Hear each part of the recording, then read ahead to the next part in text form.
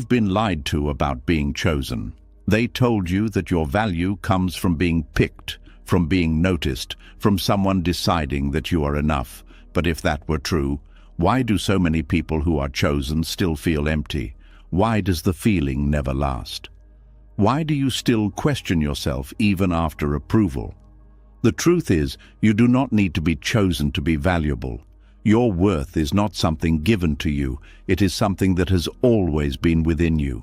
And Buddhist teachings have been pointing to this truth for centuries. The wisest minds discovered that peace does not come from being selected. It comes from releasing the need to be selected, from seeing clearly who you are without the noise of comparison. Tonight, as you listen, something will begin to shift. The need to prove yourself will start to dissolve. The pressure to be seen will begin to fade. Your mind will grow quieter, and you will feel something different, something steady. A sense of value that does not rise and fall with other people's opinions. And when you wake up tomorrow, you will no longer be waiting. You will no longer be chasing. You will understand that you were never lacking. You were only forgetting. This is not just something to listen to. This is a realization that changes everything. Are you ready? Let's begin. Now something begins to shift quietly, not on the outside, but within. The moment you stop waiting to be chosen, a question rises that most people avoid. If no one needs to approve of you, then why does your mind still chase approval? Why does it still reach, still hope, still depend on something it can never hold? This is where the deeper work begins. There is a subtle tension that lives inside many people, and most don't even notice it. It shows up in small moments, when someone looks at you and doesn't react the way you expected, when your effort goes unseen, when your words don't get the response you hoped for. Something inside tightens, something starts searching, and before you know it, your peace is gone, replaced by quiet restlessness. This is the pull of external validation. It feels natural, it feels human, but it is also one of the most misunderstood forces shaping your life. From a very young age, the mind is trained to look outward. A child learns quickly that approval brings comfort. A smile from a parent, a kind word from a teacher, a reward for good behavior. These moments feel good, and the brain remembers them. Over time, it begins to build a pattern. Approval equals safety, recognition equals worth. But what begins as a simple learning process slowly turns into something deeper. The mind stops seeing approval as a bonus and starts treating it as a requirement. Instead of expressing itself freely, it begins to perform. Instead of acting from truth, it starts acting for response. And this is where the illusion begins. The illusion is not that approval feels good. It does. The illusion is believing that it can complete you, that it can define you, that it can give you something you do not already have. The mind begins to crave it the way a thirsty person craves water. But unlike water, approval never truly satisfies. It creates a cycle. You receive it, you feel relief for a moment, and then the feeling fades. And when it fades, the mind goes searching again. It becomes a loop. You adjust your behavior to be liked. You say things that will be accepted. You hide parts of yourself that might be rejected. You shape your identity around what gets the best response. And slowly, without realizing it, you lose connection with who you actually are. Not because you wanted to lose yourself, but because you were trying to feel secure. This is how subtle it is. External validation doesn't just affect your actions. It shapes your thoughts. It influences your decisions. It determines how you see yourself. When someone praises you, your confidence rises. When someone ignores you, your confidence drops. When someone criticizes you, your mind begins to question everything. Your sense of self becomes unstable, constantly moving with the opinions of others. This is why even people who receive a lot of attention still feel empty. Because attention is not the same as connection. Approval is not the same as understanding. And recognition is not the same as truth. The mind confuses these things. It believes that if more people approve, then it must mean something real. But numbers cannot create meaning. Opinions cannot create identity. They can only reflect perception, and perception is always changing. One day you are admired, the next day you are overlooked. One moment you are praised, the next moment you are questioned. If your worth depends on these shifting conditions, then you will always feel uncertain, and uncertainty creates anxiety. This is why the mind keeps chasing validation even when it already has it. Because it knows, deep down, that it is temporary. It knows it cannot hold it, so it tries to collect more, hoping that quantity will create stability. But it never does. The more you depend on validation, the more sensitive you become to its absence. Silence starts to feel like rejection. Neutral reactions feel like judgment. You begin to read into everything, searching for signs that you are still valued. This creates overthinking. You replay conversations in your mind. You analyze how you were perceived. You wonder if you said the right thing, if you acted the right way, if you were enough in that moment. And the more you think, the more you lose peace, because your attention is no longer in the present. It is trapped in interpretation. Buddhist teachings describe this as attachment to perception. Not just what is happening, but how it is seen. The mind becomes attached to being seen in a certain way, and anything that threatens that image creates discomfort. But here is something most people never realize. The discomfort is not coming from reality. It is coming from the expectation. Reality simply is. Someone responds or they don't. Someone approves or they don't. That part is neutral. The suffering begins when the mind says, "This must mean something about me." That interpretation creates pain. You assume that lack of approval means lack of value. You assume that being overlooked means being unimportant. But these assumptions are not truth. They are learned patterns, and patterns can be seen. When you start observing this process, something interesting happens. You begin to notice how automatic it is, how quickly the mind jumps from an external event to an internal conclusion. Someone doesn't respond, and the mind immediately fills the silence with meaning, not neutral meaning, but negative meaning, because the mind is wired to protect, and in trying to protect, it often exaggerates. It tries to prepare you for rejection by assuming it is already happening, but most of the time, it isn't. And even when it is, it does not define you. This is where awareness becomes powerful. The moment you see that your need for validation is a pattern, not a truth, you create space. Space between what happens and how you interpret it. Space between the world and your identity. In that space, something new becomes possible. You begin to question the old belief that your worth comes from outside.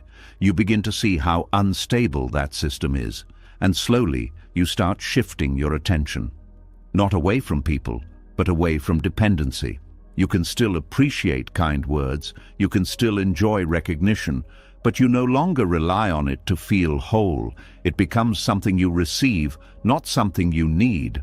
This changes everything, because when you are no longer chasing validation, your actions become cleaner. You speak more honestly, you move with less fear, you stop performing and start expressing. There is a quiet confidence that begins to grow, not loud, not forced, but steady. You no longer need every room to accept you. You no longer need every person to understand you. You no longer need every effort to be recognized. Because your sense of worth is no longer fragile. It is no longer built on reactions. It is built on awareness. You begin to see that your existence itself is not something that needs to be justified. It does not need approval to be valid. It does not need recognition to be real. It simply is. And in that realization, something softens. The pressure to prove yourself begins to fade. The constant scanning for approval begins to slow down. You feel less urgency, less tension, less need to control how you are seen. There is a lightness that replaces it.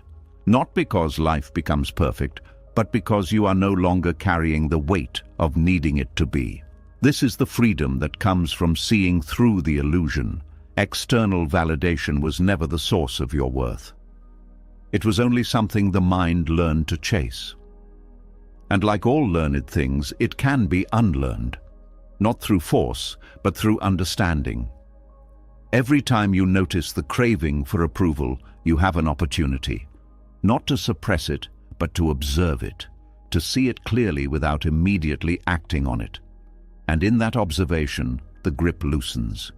You begin to feel less controlled by it, less driven by it, less defined by it.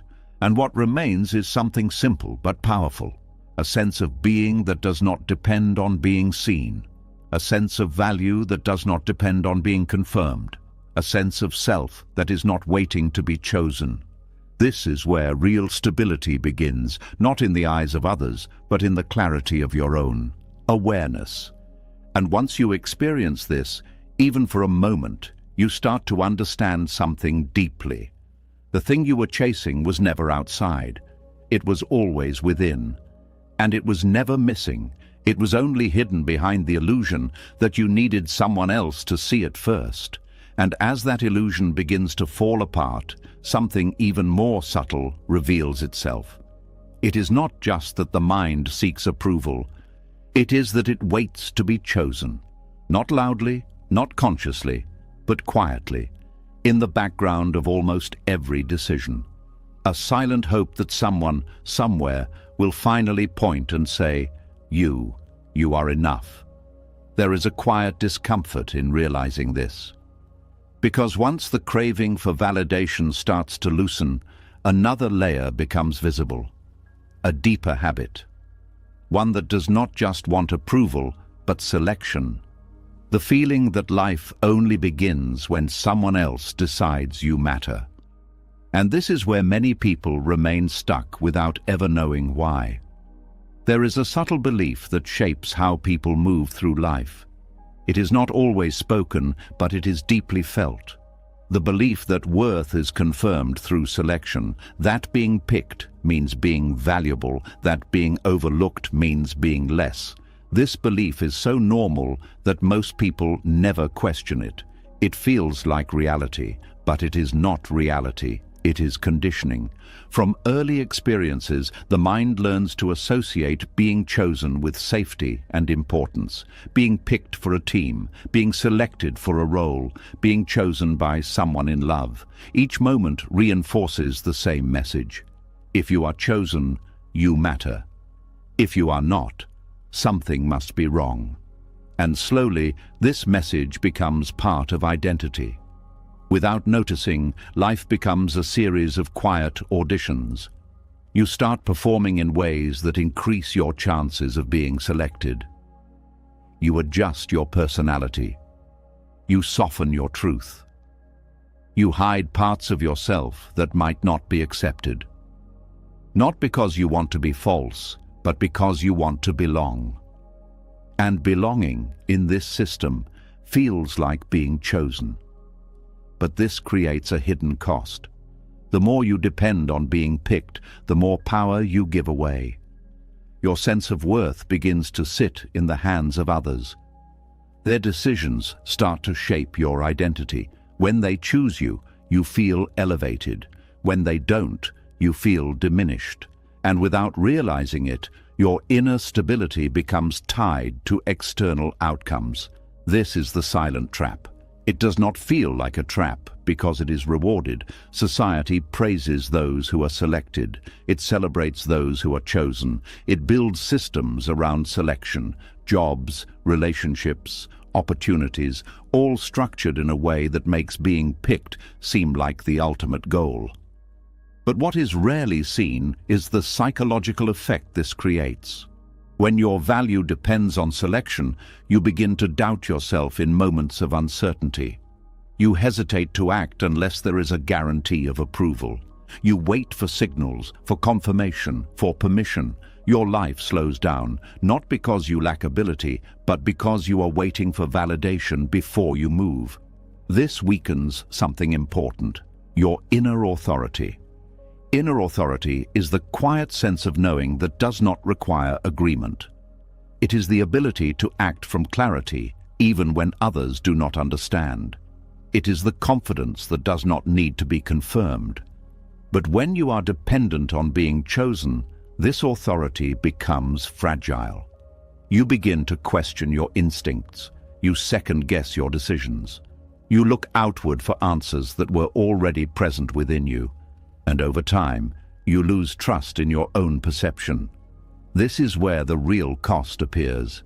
It is not just about missed opportunities. It is about losing connection with yourself.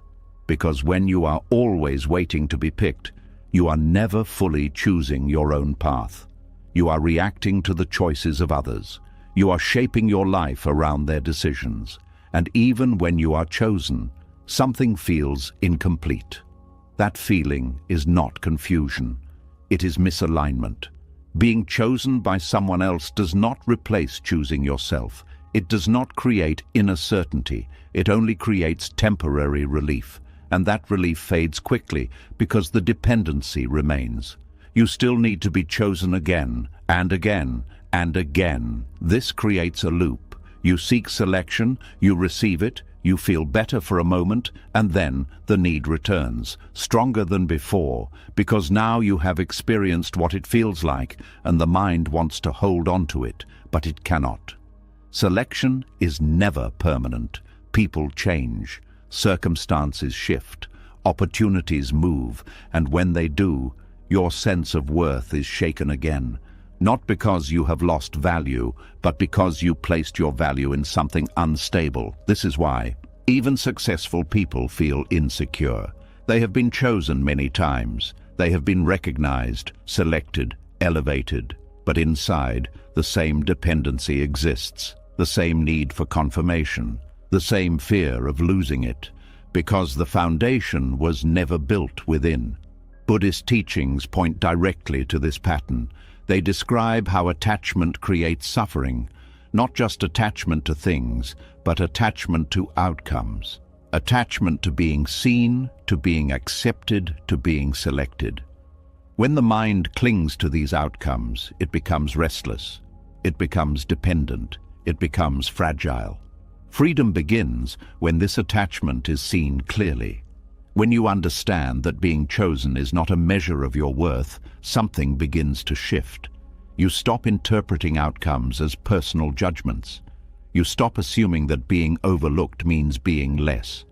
You start seeing these moments for what they are: situations, conditions, not definitions. This creates space to act without waiting, space to move without permission, space to express without fear of rejection. And in that space, your inner authority begins to return. You start listening to yourself again, not the voice that seeks approval, but the deeper voice that observes, the one that is not influenced by praise or criticism, the one that simply knows. It is quiet, but it is steady. And the more you trust it, the stronger it becomes. This changes how you relate to life. You no longer see opportunities as things you need to be selected for. You begin to create your own direction. You begin to initiate instead of waiting. You begin to act from clarity instead of hesitation. And with each step, your confidence grows. Not because others approve, but because you are aligned with yourself. There is a different kind of power in this. It is not loud. It does not seek attention. It does not need to prove anything. But it is unmistakable. It is the power of someone who is not waiting to be chosen, someone who is not defined by external decisions, someone who moves with a sense of completeness. This does not mean you reject the world. You can still participate. You can still engage. You can still be chosen in different situations. But it no longer defines you. It no longer determines how you feel about yourself. It becomes something that happens, not something you depend on. This is the difference between dependency and freedom. In dependency, your worth rises and falls with external outcomes. In freedom, your worth remains steady, regardless of what happens. And from that steadiness, you can move through life with clarity. You stop trying to be what others want. You stop shaping yourself to fit expectations. You stop waiting for the moment when someone will finally confirm your value, because you realize something simple but powerful. That moment is not coming, not because you are not valuable, but because value was never something to be given. It was something to be seen. And the only person who can see it clearly is you. When this realization settles in, something inside relaxes. The urgency fades. The pressure lifts. The constant need to prove yourself begins to dissolve. You feel less tension, less comparison, less fear of being overlooked. Because being overlooked no longer means being less. It only means you were not chosen in that moment, and that is okay. Because your value does not begin or end with someone else's decision. It exists before the decision. It exists during the decision. And it remains after the decision, unchanged. This is the quiet strength that comes from breaking free from the need to be picked. It is not dramatic. It is not something others always notice. But you feel it, in the way you think, in the way you act, in the way you carry yourself. You no longer move from a place of lack. You move from a place of completeness. And from that place, life begins to feel different. Less like a competition, less like a performance, more like an expression of something that was never waiting to be chosen, only waiting to be realized. And once that need to be chosen begins to lose its grip, something deeper becomes visible. A quiet confusion that has been shaping your entire sense of self. You start to notice that even when you stop waiting for others to pick you, there is still a question lingering underneath. A question that feels simple but carries a heavy weight. What actually makes you valuable? Because if it is not approval, if it is not selection, then what is it? There is a strange feeling that comes with this realization. It is not fear exactly, but it is unfamiliar, like standing in a space where the old rules no longer apply, yet the new ones have not fully settled in. This is where many people turn back. They return to chasing approval, because at least it feels clear. At least it gives them something to hold on to. But if you stay here, if you remain in this space long enough, something begins to separate itself. Something that was always there, but hidden beneath layers of conditioning. You begin to see that there are two different kinds of worth, and confusing them has been the source of your struggle. There is the worth that comes from within. Quiet, steady, not dependent on anything outside of you. And then there is the worth that comes from society. Loud, visible, constantly changing depending on who is looking and what they value. Most people live their entire lives without recognizing the difference. They measure themselves using standards that were never designed to reflect who they truly are. They look at status, success, recognition, comparison. They look at how others respond to them, and they call that worth. But this is not real worth. It is social worth. And social worth is unstable. It rises and falls based on trends, opinions, and expectations. One moment you are admired, the next moment you are forgotten. One group values one thing, another group values something completely different. There is no fixed point, no solid ground. And yet, the mind treats it as if it were absolute. This creates confusion, because when your sense of self is built on something unstable, you will always feel uncertain. Even when things are going well, there is a quiet tension, a subtle awareness that it can change at any moment, and that awareness creates anxiety. You begin to monitor how you are seen. You adjust your behavior to maintain a certain image. You compare yourself constantly, trying to understand where you stand. You feel pressure to keep up, to improve, to stay relevant. And even when you succeed, the relief is temporary, because social worth is never finished. There is always another level, another comparison, another expectation. This is why so many people feel exhausted, not physically, but mentally. They are carrying the weight of maintaining an identity that is built on shifting ground. Buddhist teachings point directly to this instability. They describe how anything that is dependent on external conditions cannot provide lasting peace. Because external conditions are always changing. They are not under your control, and attaching your sense of self to something you cannot control will always create suffering. This is where intrinsic worth becomes important. Intrinsic worth is different. It does not come from comparison. It does not come from recognition. It does not come from achievement. It is not something you earn or prove. It is something that exists before all of that. It is the simple fact of your existence. Not what you have done, not how you are seen, not what others think. Just the fact that you are here. This may sound too simple at first.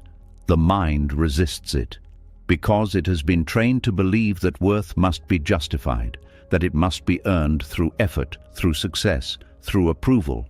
But intrinsic worth does not follow that system. It does not need justification. It does not need confirmation. It is not something that increases or decreases. It is constant. And this is what makes it stable. When you begin to connect with this kind of worth, something shifts in how you experience yourself. You no longer feel the need to constantly prove your value. You no longer feel threatened by the success of others. You no longer feel diminished when you are overlooked, because your worth is no longer tied to those things. You begin to see that social worth is a role, not a reality. It is a layer that exists within human systems. It has its place. It can influence opportunities, interactions, and outcomes. But it does not define who you are. It is a surface. Intrinsic worth is the depth beneath it.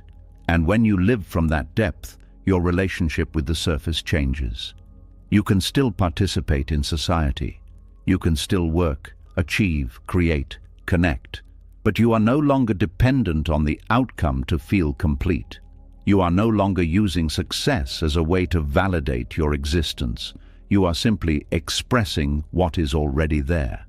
This removes a lot of pressure, because now your actions are not driven by lack. They are driven by clarity. You do things because they align with you, not because they will make you worthy. You move forward because it feels true, not because it will increase your value. This creates a different kind of energy, less tension, less urgency, more presence. You begin to notice things differently. Moments feel more complete. Interactions feel more genuine. You are not constantly evaluating yourself. You are simply experiencing. And this is where freedom begins to grow. Not the freedom to control everything around you, but the freedom from needing to, because your sense of self is no longer fragile. It is no longer dependent on conditions. It is rooted in something that does not change. There is also a deeper understanding that begins to form. You start to see how much of the world operates on social worth, how people compare, compete, judge, elevate, and diminish each other based on external markers. And instead of getting pulled into it, you begin to observe it, not with judgment, but with clarity. You see that people are not intentionally trying to harm each other. They are simply operating within the same conditioning. They are also seeking validation. They are also trying to feel secure. And this creates compassion, not in a way that makes you passive, but in a way that makes you understanding. You no longer take everything personally, because you see that most reactions are not about you. They are about the other person's perception. And perception is shaped by their own experiences, their own beliefs, their own conditioning. This understanding creates distance. Not physical distance, but emotional distance. You are less affected by how others see you, less reactive, less defensive, more grounded. And in that groundedness, there is a quiet strength, a strength that does not need to be displayed, a strength that does not need to be recognized, but a strength that is felt internally. It shows in the way you carry yourself, in the way you speak, in the way you respond. There is less need to impress, less need to prove, more ease, more authenticity. This is what happens when intrinsic worth becomes your reference point. You stop measuring yourself against shifting standards. You stop chasing something that was never stable. You stop defining yourself through systems that were never designed to capture your full reality. And you return to something simple, something that was always there, a sense of being that does not need to be evaluated, a sense of value that does not need to be confirmed, a sense of self that does not depend on comparison. This does not mean you become passive or detached from life. It means you engage with life from a different place, a place of completeness instead of lack. You can still grow, you can still improve, you can still achieve, but these things are no longer tied to your worth. They are expressions, not definitions. This is an important distinction, because when growth is tied to worth, it becomes stressful. It becomes something you have to do in order to feel enough. But when growth is separate from worth, it becomes natural. It becomes something you do because you are curious, because you are interested, because it feels right. This makes the process lighter, more sustainable, more enjoyable, and this is where the mind begins to relax. It no longer feels like it is constantly being evaluated. It no longer feels like it is under pressure. It begins to settle. And in that stillness, something becomes clear. You were never lacking. You were only measuring yourself in a system that could not see you fully. A system that was always incomplete, because no external system can define something as complex and unique as a human being. Your value is not something that can be captured in a label, a title, a number, or an opinion. It is something that exists beyond all of that. And once you see this clearly, you stop looking for confirmation. Not because you are forcing yourself to stop, but because you no longer need it. The desire fades naturally, like a habit that no longer makes sense. And what remains is something steady, something quiet, something real, a sense of worth that is not given, a sense of worth that is not taken, a sense of worth that simply is. And from this place, you begin to live differently, not trying to become valuable, but finally recognizing that you always were. And as that quiet sense of intrinsic worth begins to settle within you, another layer slowly comes into view. It is more subtle than chasing approval, more hidden than waiting to be chosen. Because even when you begin to see your value clearly, something inside still whispers, "But I want to be seen." It is not loud, it does not always demand attention, but it is there, quietly shaping your thoughts, your actions, your reactions, a need that feels harmless on the surface, yet carries a deeper weight when left unseen. A strange tension begins to reveal itself. Even when you are no longer comparing yourself, even when you are no longer depending on others to define your worth, there is still a pull. A quiet urge to be recognized, to be acknowledged, to be noticed. Why does that pull remain? There is a subtle discomfort in this realization, because it shows that the mind does not only want approval or selection, it wants visibility. It wants to be seen, confirmed, reflected back by others. And when that does not happen, something inside begins to shrink. This is where the deeper layer of suffering begins. The ego's attachment to recognition. It does not always look dramatic. It often hides in ordinary moments. When you share something and wait for a response. When you do something good and hope someone notices. When you enter a room and become aware of how you are being perceived. It is quiet but constant. And the more attention you give to it, the stronger it becomes. Recognition feels good. There is no denying that. When someone sees you, acknowledges you, appreciates you, it creates a sense of warmth, a sense of confirmation. It feels like a reflection of your existence, but that feeling is temporary, and the mind begins to chase it. Not because it is wrong, but because it has learned to associate recognition with significance. It has learned that being seen means being real, being important, being valued. So it starts to seek it more often. You begin to notice how your actions subtly change. You speak in ways that will be heard. You act in ways that will be noticed. You present yourself in ways that will be acknowledged. Not consciously at first, but gradually. And this creates a shift. Your life becomes less about expression and more about impression. You begin to measure moments not by how they feel, but by how they are received. You begin to filter your behavior through the imagined eyes of others. You begin to live with an invisible audience in your mind. This is where invisible suffering begins, because now your experience is no longer direct. It is mediated. You are not just living a moment, you are observing yourself living it. You are evaluating how it looks. You are anticipating how it will be perceived. And in doing so, you lose presence. You lose the simple, natural connection with what is happening. Instead, you are divided. Part of you is experiencing. Part of you is watching. And the watching part is never satisfied. It is always looking for confirmation, always asking, was that enough? Did they notice? Did it matter? This creates a quiet exhaustion, not physical but mental, because you are carrying an extra layer of awareness that is not needed. You are constantly monitoring yourself, constantly adjusting, constantly seeking feedback, and the feedback is never enough.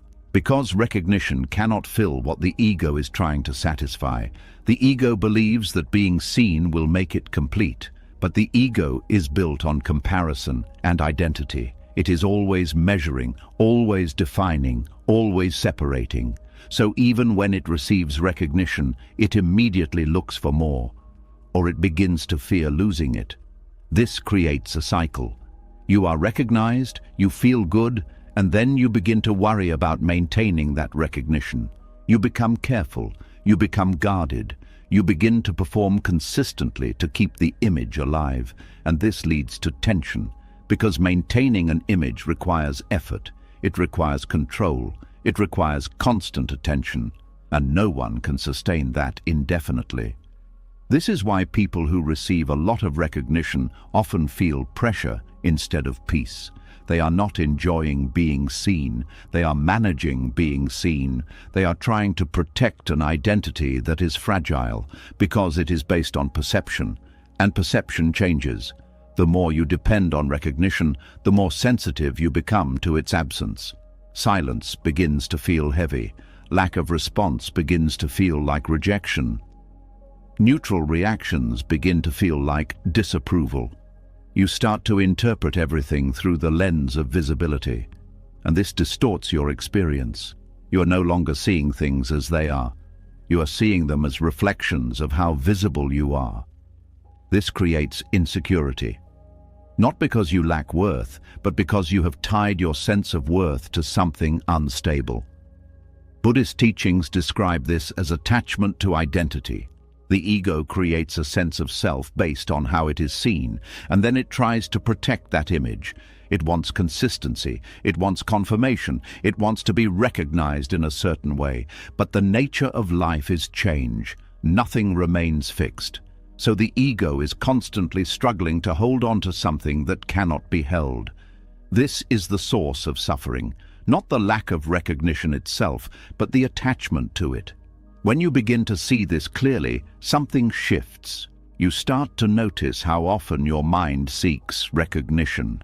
In conversations, in actions, even in silence.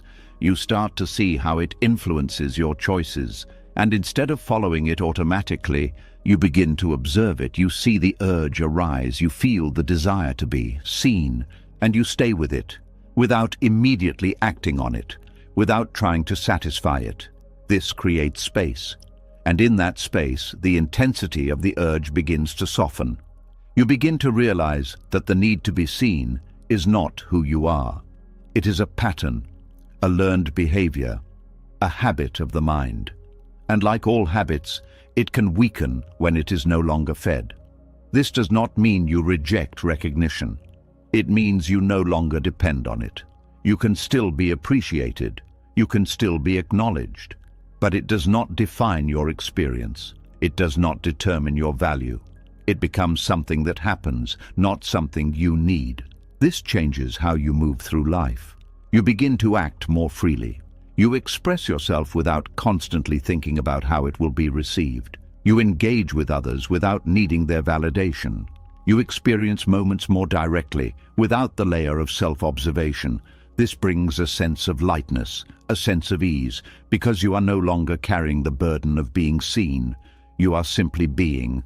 And in that state, something interesting happens. You feel more complete. Not because others are noticing you, but because you are no longer dividing your attention between yourself and your image. You are whole in your experience, undivided, present. This is where peace begins to deepen, not as an idea, but as a felt reality. A quiet stillness that is not dependent on external feedback. A sense of presence that does not need confirmation, a way of being that is not seeking reflection. And from this place, your relationship with recognition changes completely. It is no longer something you chase. It is no longer something you fear losing. It is simply something that may or may not happen. And either way, you remain the same. This is freedom from the ego's addiction, not the destruction of the ego, but the understanding of it, the ability to see its patterns without being controlled by them, the ability to experience life without constantly referencing how you are seen. And in that freedom, something becomes clear. You were never incomplete without recognition. You were only conditioned to believe that you were. And once that belief begins to dissolve, you return to something simple, something steady, something that does not need to be seen to be real, yourself. And as the need to be seen begins to loosen, another pattern quietly reveals itself. Even when you are no longer chasing recognition, even when you are no longer depending on others to confirm your worth, there is still something happening in the background, a silent measuring, a constant checking, a subtle question that keeps returning without being invited. Where do I stand? It is not always loud. It does not always feel obvious, but it shapes how you feel about yourself in ways you rarely notice. You see someone doing better, and something tightens. You see someone behind, and something relaxes. Your sense of worth begins to move, not based on truth, but based on comparison. And this is where another layer of suffering lives.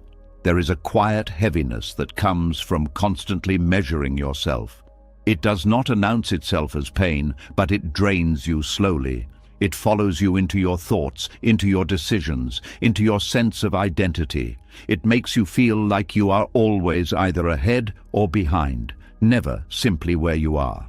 This is the habit of comparison. It begins early, often without awareness. You are compared in school, in ability, in appearance, in behavior. You learn to see yourself not as you are, but in relation to others. You are told who is better, who is worse, who is ahead, who is lacking. And over time, this becomes automatic. The mind starts organizing the world through ranking. You no longer just see people. You see positions, and without realizing it, you place yourself within that system. This creates tension, because no matter where you place yourself, there is always movement. Someone will always be ahead in something. Someone will always be behind in something. There is no fixed position, no stable ground. So your sense of self keeps shifting. When you feel ahead, there is a temporary sense of relief. But it is not peace, it is comparison in disguise, because the moment someone surpasses you, the feeling disappears. And when you feel behind, there is discomfort, a sense of not being enough, a sense of needing to catch up. This creates pressure, and pressure creates restlessness. You begin to chase progress, not because it feels right, but because you want to close the gap. You begin to evaluate your life based on timelines that were never yours. You look at where others are and assume that is where you should be. But this assumption is flawed because it ignores something fundamental. No two lives are the same. Each person carries different experiences, different paths, different conditions. Comparing them as if they exist on the same line creates distortion. It simplifies something complex into something measurable. And in doing so, it removes truth. Buddhist teachings describe this as a form of delusion. Not because comparison exists, but because it is misunderstood. The mind believes that comparison can reveal value. But value is not something that can be measured in relation to others. It is not something that increases when you are ahead or decreases when you are behind. It is something that exists independently. But the mind does not see it that way. It is trained to look outward, to measure, to rank, to judge, and this creates a constant sense of movement. You are never still. Even when nothing is happening externally, your mind is comparing internally. You scroll through images, and your mind begins to measure. You hear about someone's success, and your mind begins to evaluate. You look at your own life, and your mind begins to assess, always in relation to something else. This keeps you disconnected from your own experience, because instead of being present with your life, you are observing it through comparison. You are not asking, what is true for me? You are asking, how does this compare? And that question never leads to peace. It leads to more questions, more comparisons, more evaluation. This is why even when people achieve what they once wanted, the satisfaction does not last. Because the mind immediately looks for the next comparison, the next standard, the next position, and the cycle continues. There is no end, because comparison has no final point. It is an endless process. And as long as your sense of worth is tied to it, you will always feel incomplete. This is where liberation begins, not by trying to become better than others, not by trying to win the comparison, but by stepping out of it entirely. At first, this feels unfamiliar because comparison has been a constant reference point. Without it, the mind feels uncertain. It does not know how to evaluate. It does not know how to measure. But this uncertainty is not a problem. It is a doorway. Because in the absence of comparison, something else becomes visible. Your direct experience. You begin to notice what actually matters to you. Not what appears valuable to others, not what ranks higher in society, but what feels aligned within you. This shifts your attention from outward to inward, from measuring to experiencing, from competing to understanding. You begin to ask different questions, not am I ahead or behind, but am I present, not am I better than others, but am I living truthfully? These questions create a different kind of movement, a movement that is not driven by pressure, but by clarity. You start to act based on what feels meaningful, not what appears impressive. You start to make choices that reflect your own path, not someone else's timeline, and slowly the tension begins to fade, because you are no longer trying to fit into a system that was never designed for you. You are simply moving in your own direction. This creates a sense of ease, not because life becomes perfect, but because you are no longer resisting your own pace. You are no longer comparing your journey to someone else's. You are no longer measuring your value based on external markers. You are simply living. And in that simplicity, there is freedom. A freedom that is often overlooked, because it does not come with recognition. It does not come with validation. It comes quietly, in the absence of pressure, in the absence of comparison, in the absence of constant evaluation. This is what makes it powerful. You begin to feel more grounded, more stable, less reactive, because your sense of self is no longer moving with external standards. It is rooted in something deeper, something that does not need to be measured, There is also a deeper understanding that begins to form. You start to see how comparison affects not only you, but everyone around you. You see how people judge, compete, and measure each other without realizing it. You see how it creates distance, how it replaces connection with evaluation, and instead of getting pulled into it, you begin to step back. You begin to relate to others differently, not as competitors, not as references, but as individuals with their own paths, their own experiences, their own timing. This creates compassion, not in a forced way, but naturally, because you are no longer comparing yourself to them. You are simply seeing them.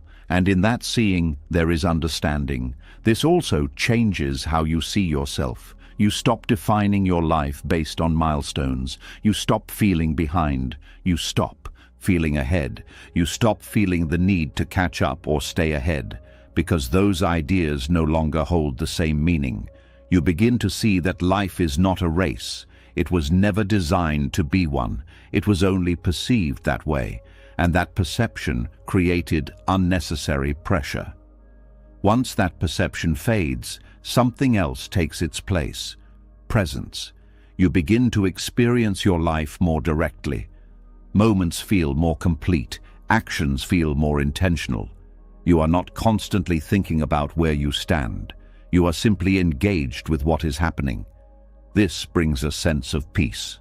Not because everything is perfect, but because you are no longer dividing your attention. You are not living in comparison. You are living in reality. And reality, when experienced without comparison, is much lighter, much clearer, much more stable. This does not mean you never notice differences. You still see them, but they no longer define you. They no longer create tension. They no longer shape your sense of worth. They are simply observations, not judgments, not measurements, just awareness. And in that awareness, something becomes clear. You were never meant to measure your life against others. You were meant to experience it, to understand it, to live it fully. And when you do that, comparison loses its power. Not because you force it to stop, but because it no longer makes sense, it no longer serves a purpose. And what remains is something simple, a sense of being that is not trying to prove anything, a sense of value that is not being compared, a sense of life that is not being measured, just lived, fully, freely, without the constant need to ask where you stand, because you are no longer standing against anyone. You are simply standing within yourself. And once you stop measuring your life against other people, another attachment becomes easier to see. It is softer than comparison, warmer than recognition, and far more seductive. It comes wrapped in kind words, in admiration, in approval that sounds harmless. But if you look closely, you begin to notice something strange. Even praise can become a prison when you start building your identity inside it. A few kind words can change your whole mood. A compliment can stay in your mind for hours, sometimes even for years. It can make you feel lighter, stronger, more certain. But there is something hidden inside that sweetness, something the mind rarely questions. Why does praise have so much power? And what happens when it becomes the mirror you use to know yourself? There is a quiet pleasure in being praised. It reaches the part of the mind that wants reassurance. It touches the part of you that has longed to be seen kindly. When someone says you are talented, beautiful, wise, kind, strong, or special, something inside relaxes. It feels as if a question has been answered, as if a doubt has been quieted for a moment, but only for a moment. That is where the deeper truth begins. Praise feels full, but it is empty in a very particular way. It gives a feeling without giving a foundation. It gives a moment of emotional warmth without giving lasting self-knowledge. It can brighten the surface, but it cannot build the center. And when the mind does not understand this, it starts depending on praise for something praise was never designed to provide. The problem is not that compliments are bad. The problem is that the mind often turns them into evidence. Someone says something good about you, and the mind says, "Now I know who I am." But how can another person's passing impression define something as deep as your being? Their words may be sincere, their appreciation may be real, but it is still only a perception. It is still limited by their mood, their taste, their worldview, their personal lens. One person praises what another person ignores. One person admires what another person criticizes. One moment you are called brilliant. Another moment, by someone else, you are called difficult. If you let these shifting voices define you, then you will never stand on solid ground. You will become a collection of reactions, a moving shape formed by whatever others happen to say. This is why praise can quietly distort the mind. At first it seems harmless. You receive a compliment and smile. But if you are not careful, the mind starts remembering what got approval. It starts shaping itself around what was rewarded. You begin to repeat certain behaviors, not because they are true, but because they are liked. You begin to lean toward the version of yourself that gets the best response. Slowly, almost invisibly, self-expression becomes self-editing. This is where authenticity begins to weaken. You stop asking, "What is true?" and start asking, "What will be appreciated?" You stop speaking from clarity and start speaking from strategy. You stop moving naturally and start curating yourself. The outer version of you may become more polished, more acceptable, more admired, but the inner version of you starts to feel less known, and this creates an odd kind of loneliness, because people may be praising what they see, while you quietly feel they are not seeing you at all. They are responding to the image, the role, the performance, the polished piece that fits their expectation. Meanwhile, the deeper part of you remains untouched. This is why it is possible to receive admiration and still feel unseen. Praise can land on the surface while your deeper self stays hungry. Buddhist teachings help reveal why this happens. They point again and again to the emptiness of fixed identity. The person being praised is not a permanent object. It is a fluid, changing process. Your mind, body, emotions, and roles are all shifting. So when someone praises you, what exactly are they praising? A behavior, a moment, a quality they noticed once, a version of you that appeared in a certain situation. Their words may reflect something real, but they can never capture the whole. This is why trying to define yourself through praise creates confusion. You begin clinging to descriptions. You want to remain the smart one, the kind one, the calm one, the strong one. At first, these labels feel comforting, but later they become pressure. Because once you are praised for being something, you start feeling responsible for maintaining it. You fear the moment when you will not match the compliment anymore. You fear disappointing the image that was celebrated. Now praise is no longer just pleasant, it has become a burden. You were called strong, so now you feel ashamed when you are tired. You were called wise, so now you hide your confusion. You were called kind, so now you struggle to express anger honestly. You were called beautiful, so now you fear change, age, or imperfection. A compliment that once lifted you becomes a standard you must live up to. This is how praise quietly turns into attachment. And attachment always carries fear. You fear losing what others admire. You fear no longer being seen the same way. You fear the silence that follows when the compliments stop. Because deep down, when praise has become part of your identity, the absence of praise begins to feel like the loss of self. But this feeling is built on misunderstanding. The misunderstanding is this, that praise reveals your essence. It does not.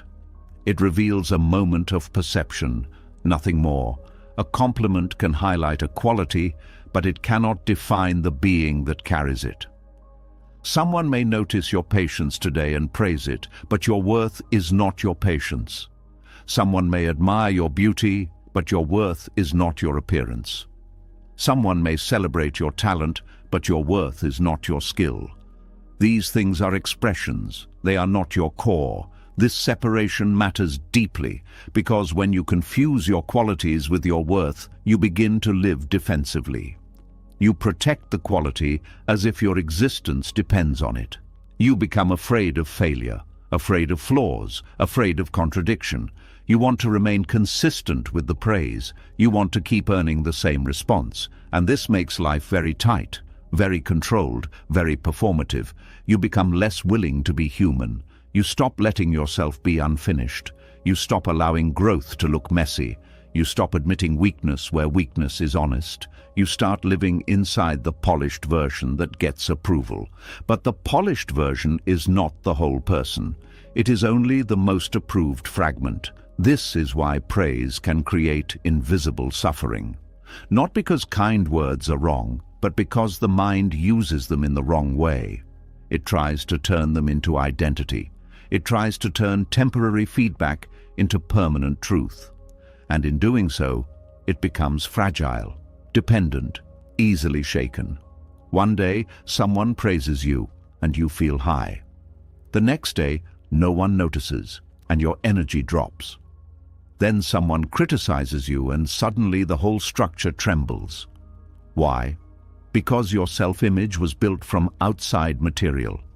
And anything built from outside reactions will always be unstable. Real self-knowledge is different. It does not come from hearing nice things.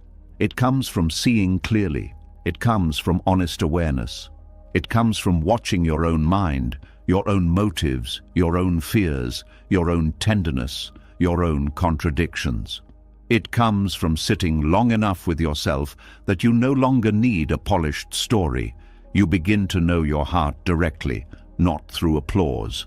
This is much quieter than praise, but it is much stronger. Praise can excite you. Self-knowledge steadies you. Praise can flatter you. Self-knowledge frees you. Praise can comfort you for a moment. Self-knowledge stays when the room is silent. When you begin to understand this, your relationship with compliments changes. You can still receive them with warmth. You can still smile when someone speaks kindly, but you no longer build your house there. You no longer treat their words as the foundation of your identity. You let praise pass through you like sunlight through a window. You enjoy the warmth, but you do not mistake it for structure. This creates enormous freedom. You stop chasing compliments indirectly through performance. You stop shaping every action around how it will be received. You become less hungry for approval in sweet language. You become less wounded when praise goes elsewhere. You stop reading silence as a loss of value, because you no longer use praise as proof that you exist meaningfully. You begin to notice how often people are speaking from their own needs anyway. Some praise because they genuinely appreciate. Some praise because they want to be liked.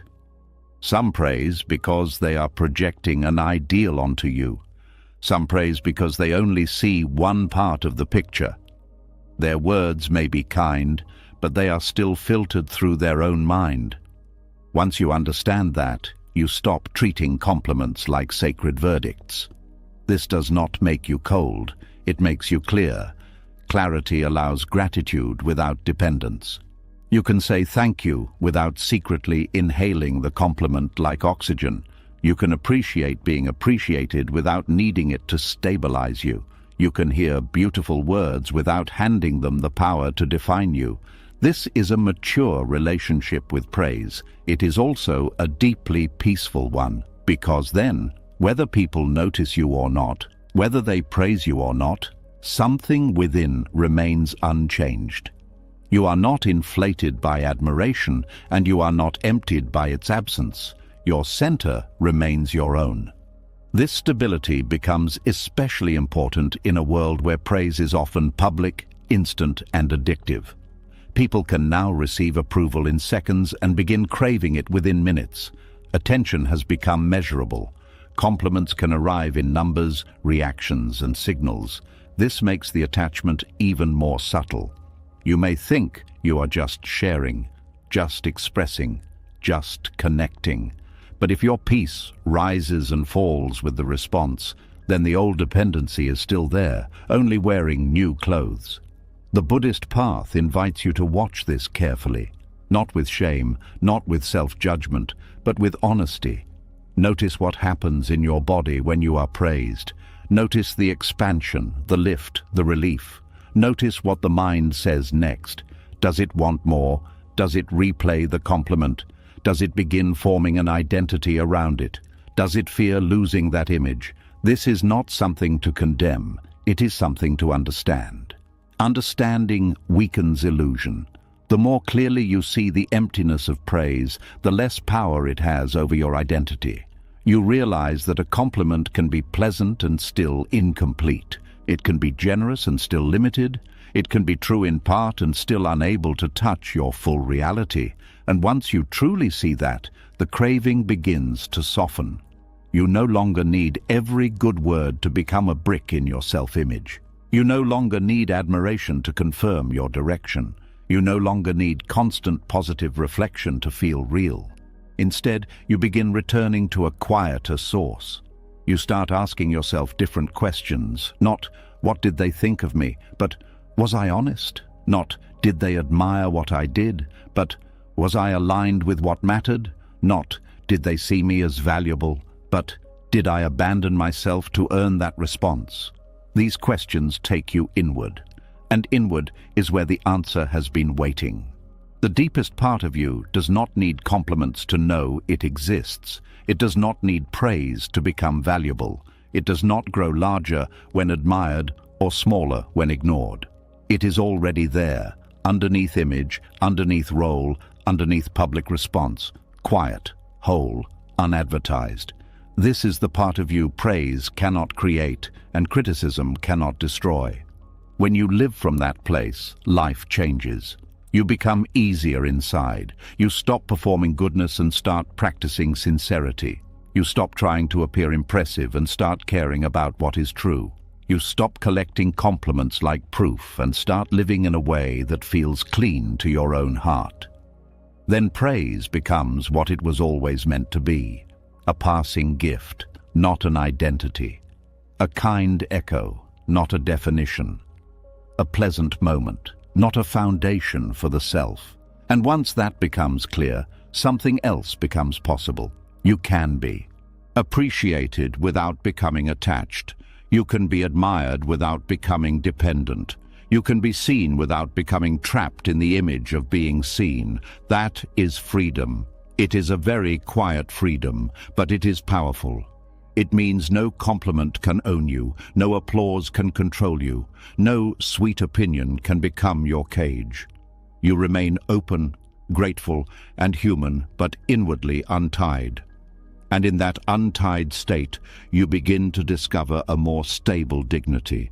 A dignity not based on what others say, but on what you see directly in the silence of your own awareness. A dignity that does not need to be decorated by praise. A dignity that remains even when no one is speaking. That is why compliments cannot define who you truly are. Not because they are meaningless, but because you are deeper than language, deeper than labels, deeper than admiration, deeper than every good thing that has ever been said about you. And once you know that, you no longer need praise to feel full. You can receive it lightly. You can let it pass. And you can remain rooted in something far more real than approval. Something no compliment can improve, and no silence can take away. And as praise loses its grip, something even more uncomfortable begins to surface. If you are no longer defined by compliments, if you are no longer chasing recognition, then another question quietly rises from beneath the surface. A question most people avoid because it feels threatening in a deeper way. If I am not special, then who am I? There is a strange resistance that appears here, because for so long, part of the mind has been trying to stand out, to be different, to be seen as unique, exceptional, above average in some way. Not always in obvious ways, but in subtle forms. Wanting to be admired for something, wanting to be known for something, wanting to feel like you are not just another face in the crowd.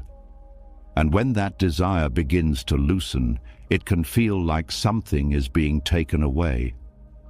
There is a quiet fear that arises, the fear of being ordinary. There is a discomfort that many people never fully face. It is not about failure, it is not about rejection, it is the possibility of not being remarkable, of not standing out, of living a life that is not noticed, not praised, not elevated above others. And the mind reacts to this with subtle resistance, because it has learned to associate being special with being valuable. From early experiences, there is a quiet message that runs in the background. The ones who are noticed matter more. The ones who are exceptional are more important. The ones who stand out are more worthy of attention, respect, and love. This message is rarely questioned. It becomes part of how the mind understands value. And so, even when you are no longer chasing approval or praise, there can still be a hidden effort to be different in a way that feels significant. To have something that makes you stand apart. To hold on to an identity that feels above the ordinary. But this creates a subtle tension, because trying to be special is another form of dependency. It is still rooted in comparison. It is still tied to how you are seen. It is still based on the idea that your value must be proven through distinction. And this keeps the mind restless. You may not be chasing validation in obvious ways anymore, but you are still shaping yourself around an image. The image of someone who is unique, exceptional, above average. And maintaining that image requires effort. You begin to measure yourself in different ways, not just against others, but against an idea of what it means to be special. You wonder if what you are doing is enough to stand out. You question whether your life is meaningful enough. You feel subtle dissatisfaction when things feel too ordinary, because the mind has been trained to believe that ordinary is not enough. But this belief is where the deeper misunderstanding lives. Ordinary is not empty. Ordinary is not lacking. Ordinary is simply what is. It is life without distortion, without exaggeration, without the need to be elevated. But the mind does not see it that way at first. It sees ordinary as invisible, as unimportant, as something to escape. And so it keeps searching for ways to rise above it. This creates a quiet pressure. Even in moments that could be peaceful, there is a subtle sense that something more should be happening, that life should feel bigger, more significant, more noticeable, and this prevents you from fully resting in what is already here. Buddhist teachings point directly to this pattern. They describe how the ego is constantly trying to construct an identity that feels solid and meaningful. It wants to be something, not just anything, but something that stands out, something that feels important. But this effort is endless, because the moment you become something, the mind starts comparing again. Is this enough? Is this better than before? Is this recognized? Is this special enough? There is no final point, because the desire to be special is not about reaching a state. It is about maintaining an image. And maintaining an image always creates tension. Because life does not stay fixed. It changes, it moves, it shifts. And any identity that depends on staying in a certain position will eventually feel unstable. This is why releasing the need to be special is not a loss. It is a return to something more natural, more grounded, more real. When you begin to let go of this need, something interesting happens. At first, there may be discomfort, a sense of emptiness, a feeling that something is missing, because the mind is no longer feeding on distinction. It is no longer trying to elevate itself. It is simply present, and presence without the noise of identity can feel unfamiliar. But if you stay with it without trying to fill it, something begins to change. The discomfort softens. The need to stand out begins to fade. And in its place, there is a quiet ease. You begin to experience life without constantly evaluating its significance. Moments no longer need to be impressive to feel meaningful. Simple things begin to feel complete: a conversation, a breath, a quiet moment alone, a small action done with clarity. These things no longer feel insufficient. They feel whole. This is the peace of being ordinary. Not ordinary as in less, but ordinary as in complete, without the need to be more, without the need to be different, without the need to stand out. There is a deep relaxation in this, because you are no longer trying to become something. You are no longer shaping yourself to fit an image. You are simply allowing yourself to be. And in that being, there is a different kind of fullness, a fullness that does not depend on attention, a fullness that does not depend on recognition, a fullness that does not depend on comparison. It is quiet, but it is stable. You begin to see that the idea of being special was always relative. It only exists in comparison to others. Without comparison, the concept loses its meaning. There is no above or below, no better or worse. There is just what is, and what is enough. This realization changes how you move through the world. You stop trying to prove that your life is meaningful. You stop trying to make your identity impressive. You stop seeking experiences that will elevate your sense of self. Instead, you begin to engage with life directly, without needing it to confirm anything about you. This brings a sense of freedom, a freedom from the pressure to stand out, a freedom from the fear of being ordinary, a freedom from the constant effort to be more. And in that freedom, something else becomes visible. You begin to see that everyone is carrying the same struggle, the same quiet desire to be seen as special, the same fear of being unnoticed, the same effort to prove their value. And instead of feeling separate from others, you begin to feel connected, because you see the shared experience, the shared conditioning, the shared misunderstanding. This creates compassion, not because you are trying to be kind, but because you understand. You see that the need to be special is not a flaw. It is something that was learned, something that can be unlearned. And in unlearning it, you return to something simpler, something more natural, something that does not need to be elevated to feel complete. You begin to live without the constant need to define yourself, without the need to stand out, without the need to be more than you are. And this is where true peace begins, not in becoming special, but in realizing that you never needed to be, that your value was never dependent on distinction, that your existence was already complete, without addition, without decoration, without comparison, just as it is. And in that realization, something settles.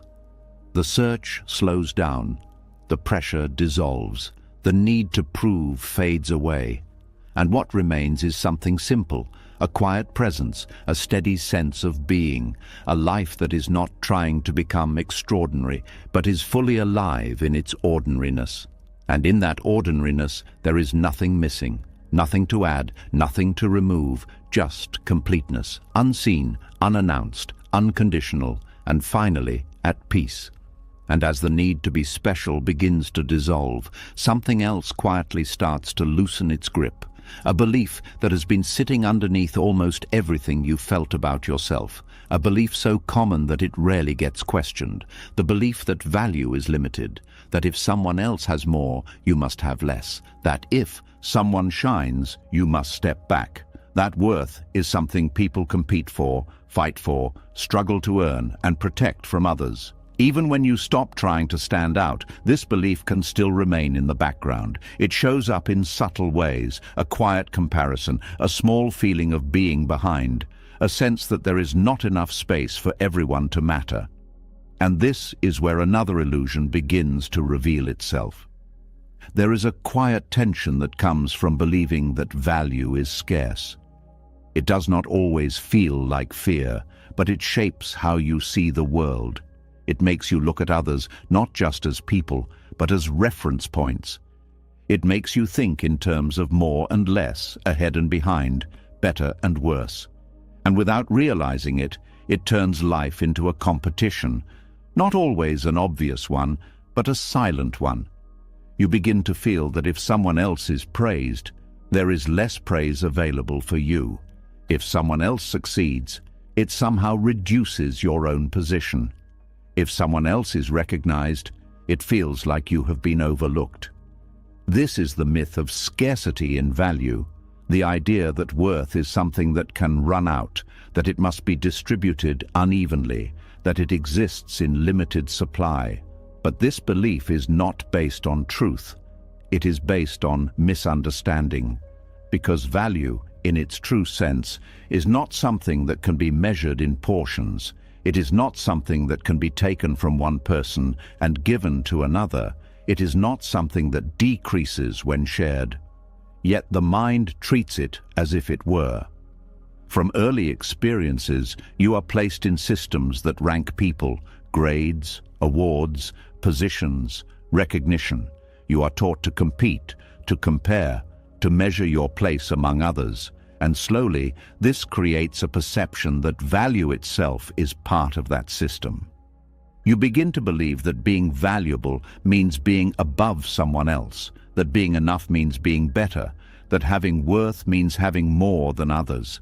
But this is where confusion begins, because those systems measure performance, not existence.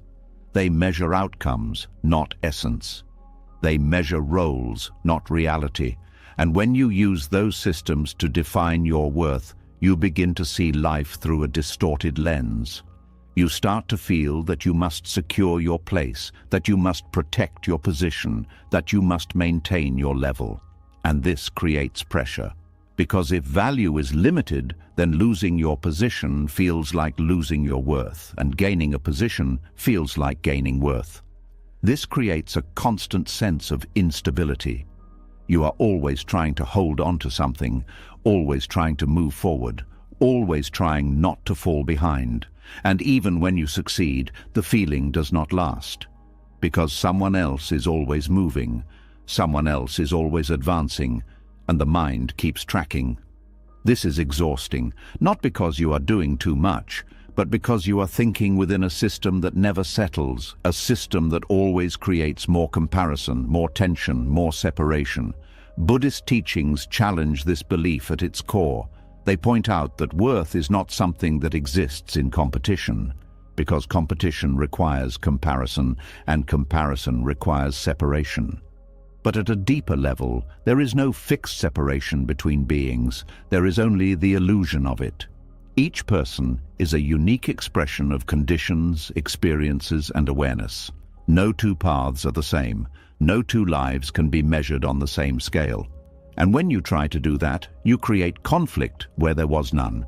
The idea that someone else's value reduces yours is based on this misunderstanding.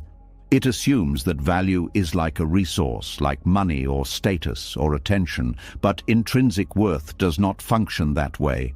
It is not something you compete for, it is something you recognize, and recognition is not limited. One person realizing their worth does not prevent another from doing the same. In fact, it often makes it easier. Because when someone stops competing, they stop reinforcing the system of comparison. They stop feeding the idea that value must be earned at the expense of others. They begin to exist differently, and that difference can be felt. There is a quiet ease in someone who is not competing for worth.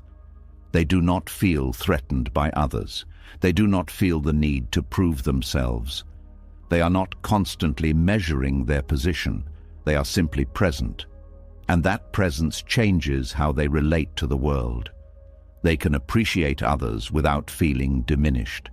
They can celebrate someone else's success without feeling behind. They can witness beauty, intelligence, strength, or creativity in others without turning it into a comparison, because they no longer see value as limited. This is a shift in perception, from scarcity to openness, from competition to coexistence, from measuring to understanding. When this shift begins, something inside relaxes. The constant need to secure your place begins to fade. The fear of being outshined begins to dissolve. The tension of comparison loses its intensity because you are no longer operating within the same framework. You are no longer asking, "Where do I stand?" You are simply seeing what is.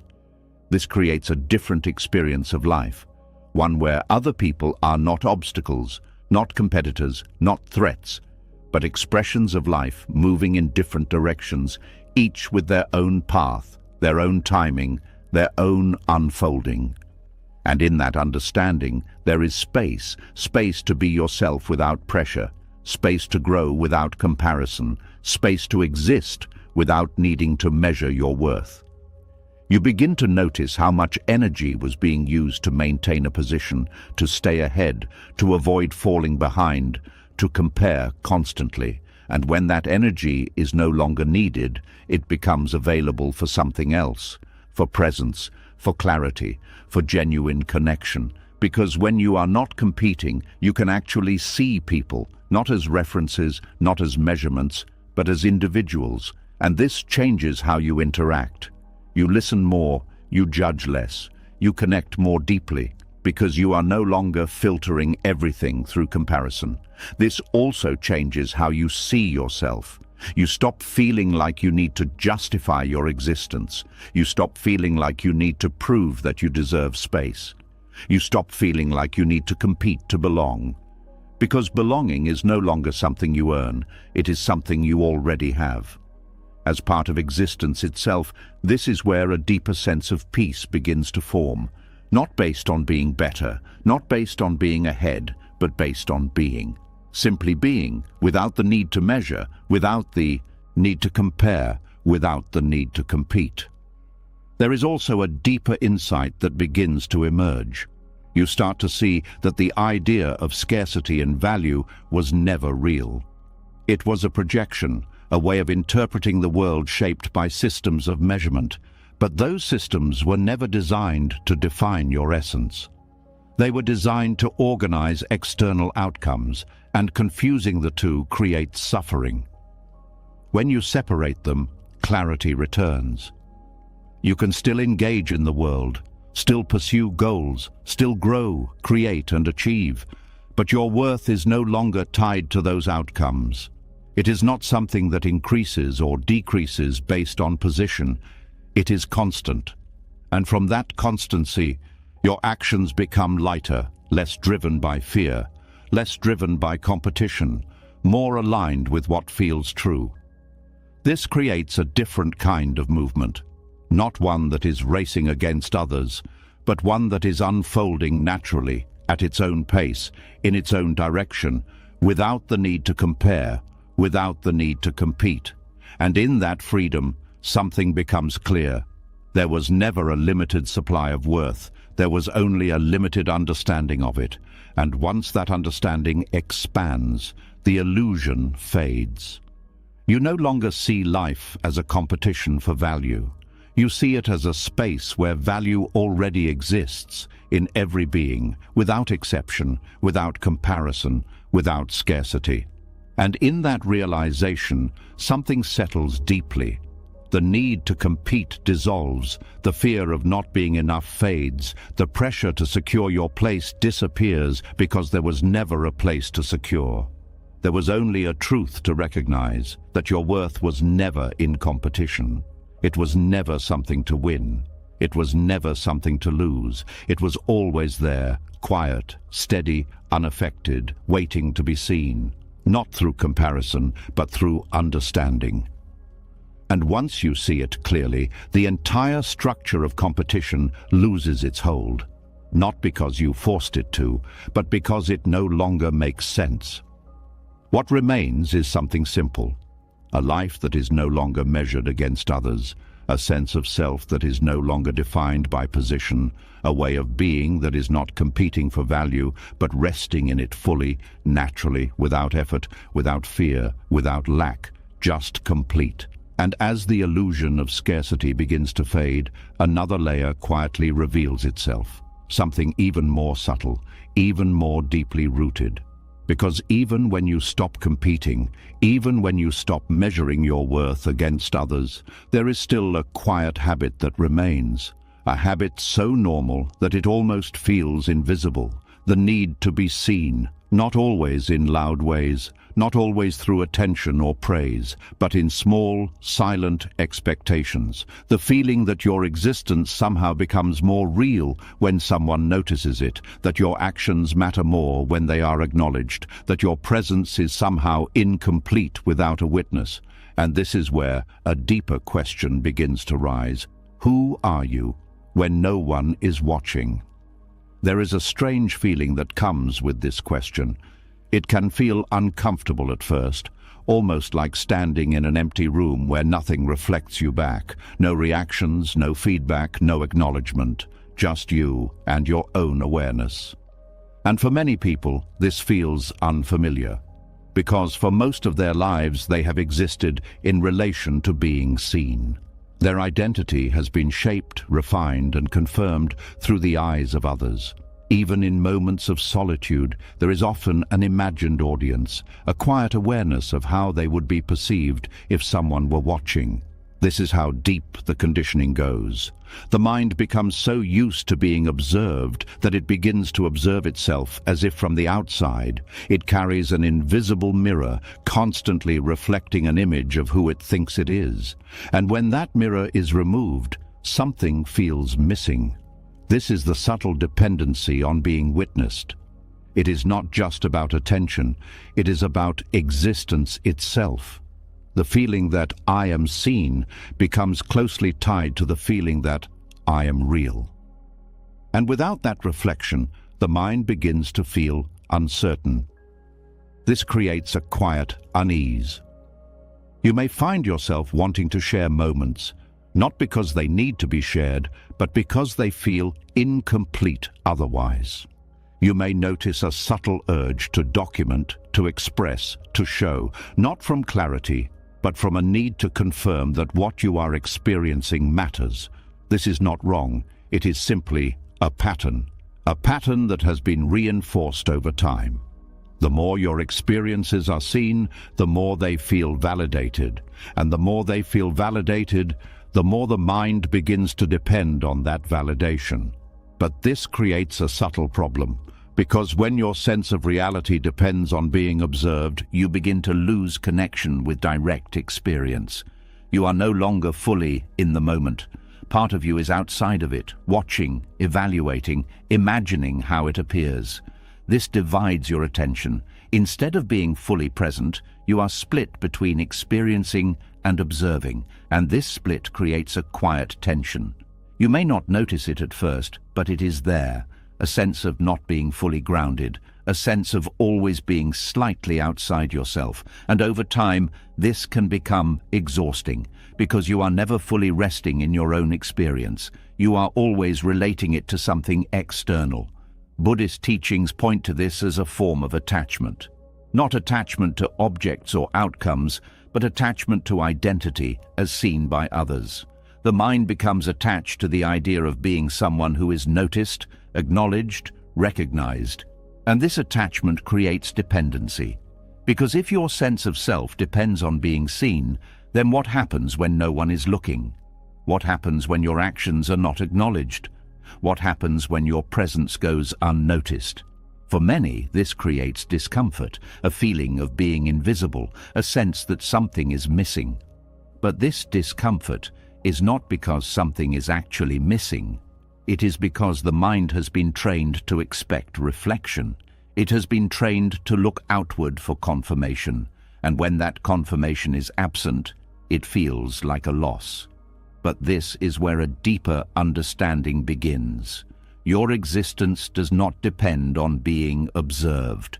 Your actions do not need acknowledgement to be real. Your presence does not require an audience to be complete. These truths may sound simple, but they carry profound implications. Because when you begin to see this clearly, something shifts. You start to reconnect with your own experience, not as something to be seen, but as something to be lived. You begin to notice what it feels like to act without being watched, to speak without being heard, to exist without being acknowledged. And instead of feeling empty, something unexpected begins to emerge. A quiet fullness, a sense of completeness that does not depend on reflection.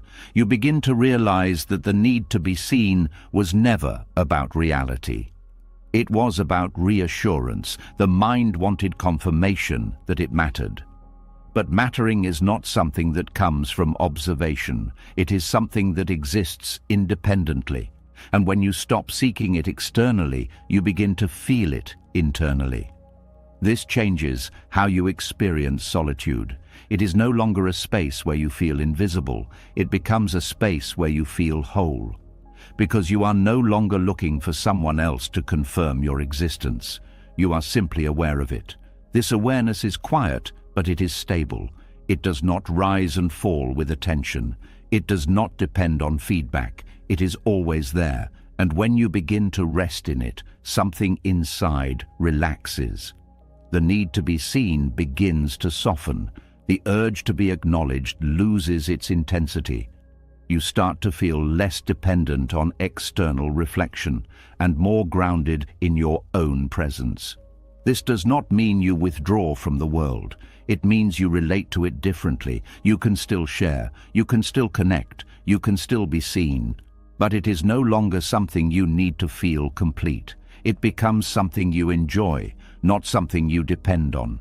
This creates a different kind of freedom, a freedom from the invisible pressure to be noticed, a freedom from the subtle anxiety of being overlooked, a freedom from the constant awareness of how you are being perceived. You begin to move more naturally, more honestly, more simply, because you are no longer performing for an audience. You are just living.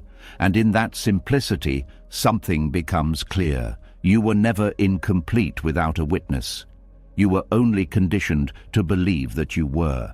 This realization changes how you experience even the smallest moments. A quiet walk becomes complete on its own. A simple thought becomes enough without needing to be expressed. A moment of stillness becomes meaningful without needing to be shared. Because you are no longer using observation as a measure of value, you are simply experiencing.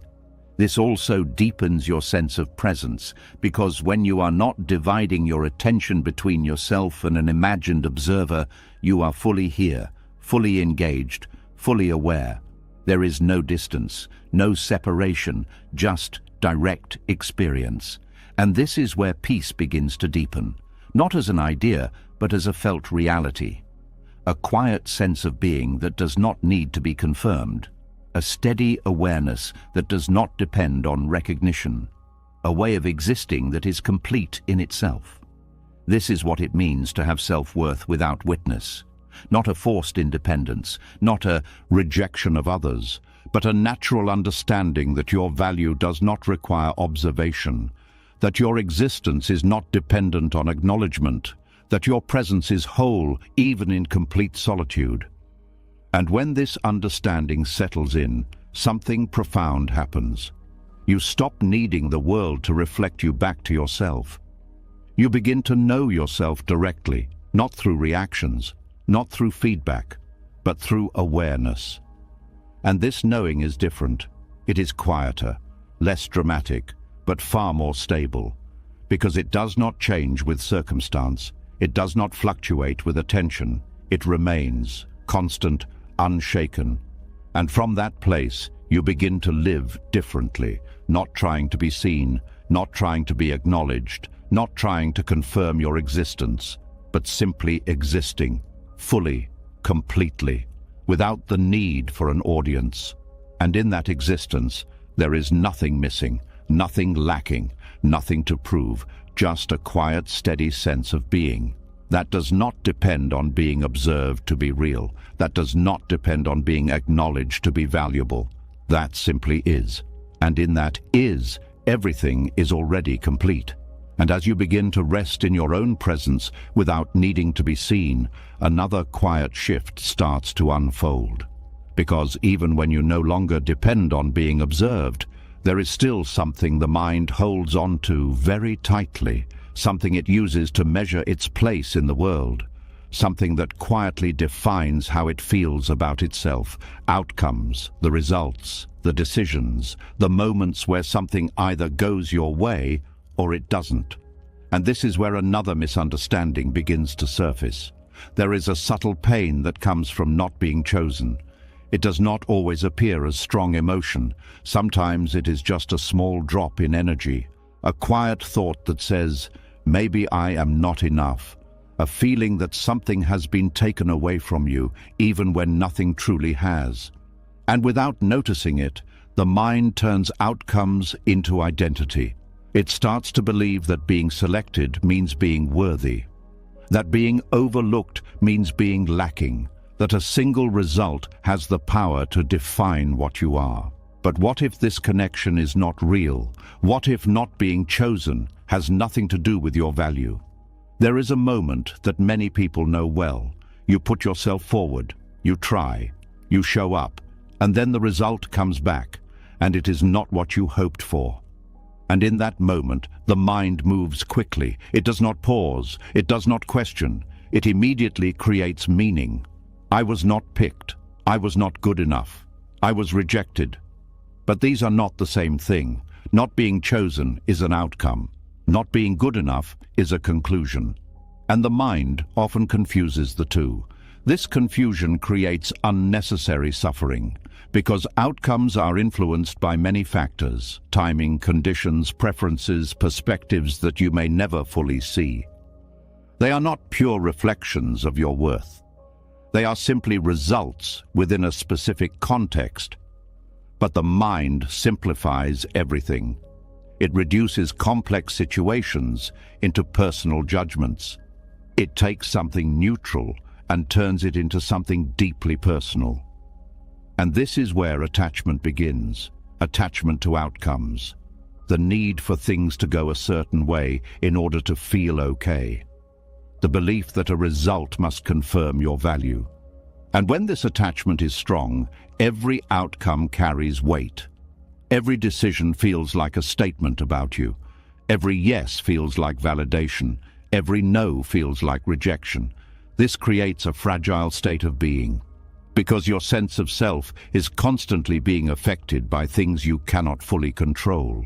You begin to feel like you are at the mercy of results, like your worth rises and falls depending on what happens outside of you. This creates anxiety before outcomes, and disappointment after them, a cycle that repeats again and again. Buddhist teachings offer a different way of seeing this. They point to the nature of attachment itself. They show that suffering does not come from the outcome, but from the meaning the mind attaches to it. The event happens, and then the mind adds a story, and that story is what creates the feeling. When you begin to see this clearly, something starts to shift. You begin to separate what happened from what you think it means. You begin to notice that an outcome is just an event.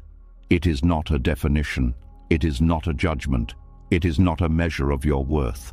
It is simply something that occurred. And this understanding creates space. Space between you and the result. Space that allows you to respond instead of react. Because when you are fully attached to outcomes, there is no space. There is only reaction, immediate, automatic, unquestioned.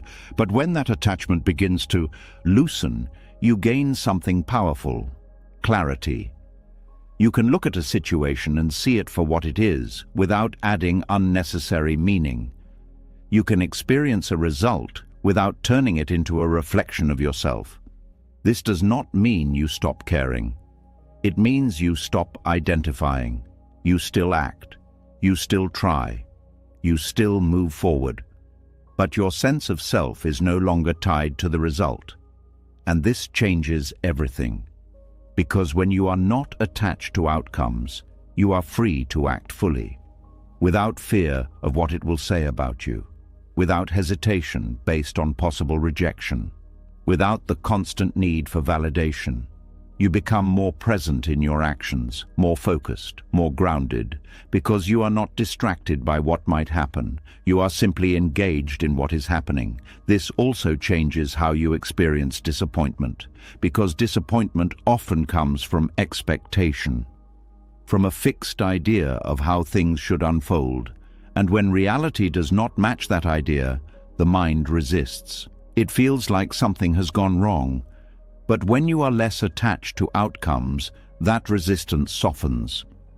You still notice the difference between what you hoped for and what occurred.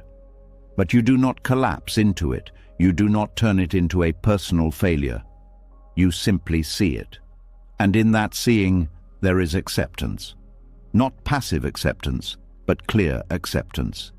An understanding that what happened, happened, and that it does not define you. This allows you to move forward more easily, without carrying unnecessary weight, without holding on to the past, without replaying moments and questioning your worth.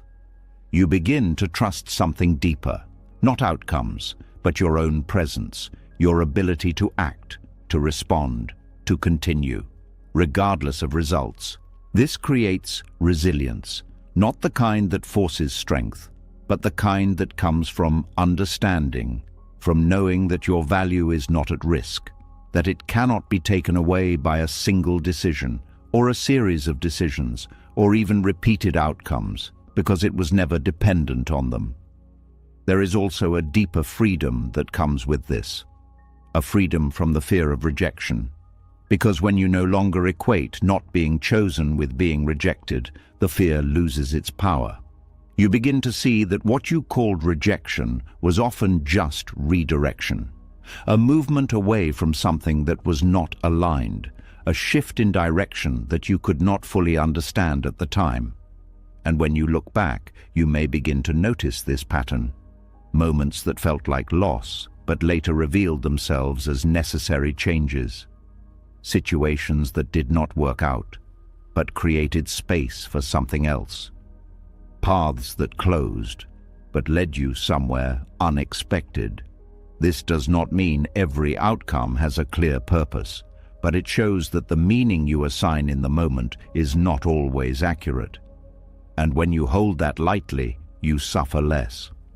You allow life to unfold without needing to control every result.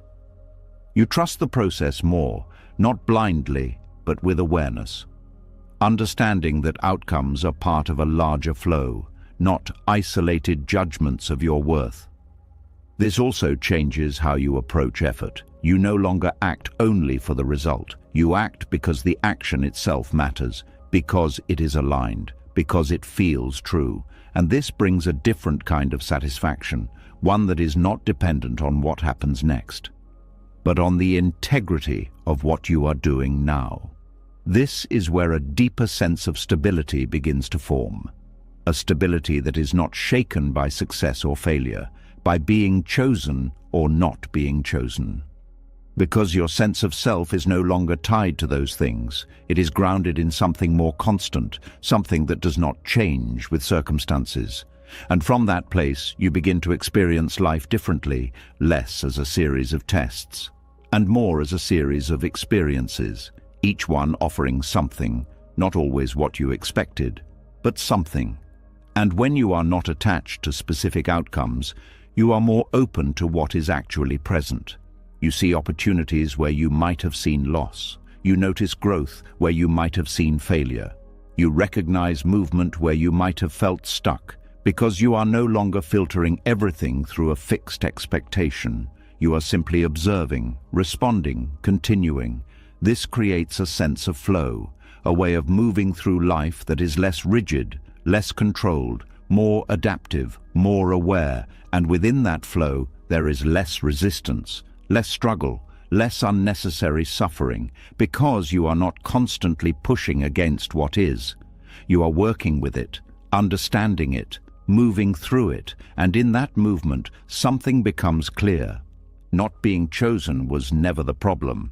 The problem was what you believed it meant, and once that belief is seen clearly, it begins to lose its hold. You no longer see outcomes as definitions, you see them as events. You no longer see results as reflections of your worth. You see them as part of a larger process. And in that understanding, something settles.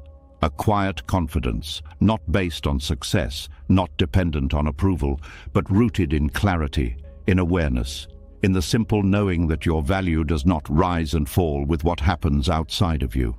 And from that knowing, you begin to live more freely, not waiting to be chosen, not fearing rejection, not attaching your identity to outcomes, but simply acting, experiencing, continuing, with a sense of ease, a sense of steadiness, a sense of being that remains, regardless of the result. And in that steadiness, there is peace. Not because everything goes your way, but because you no longer need it to. You understand that not being chosen does not mean you were rejected. It simply means that moment moved differently than expected. And you are still here, still whole, still complete, still valuable, exactly as you are. And as you begin to loosen your attachment to outcomes, something even deeper begins to come into focus.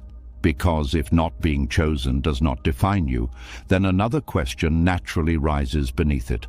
A question that quietly challenges something you may have believed for a long time.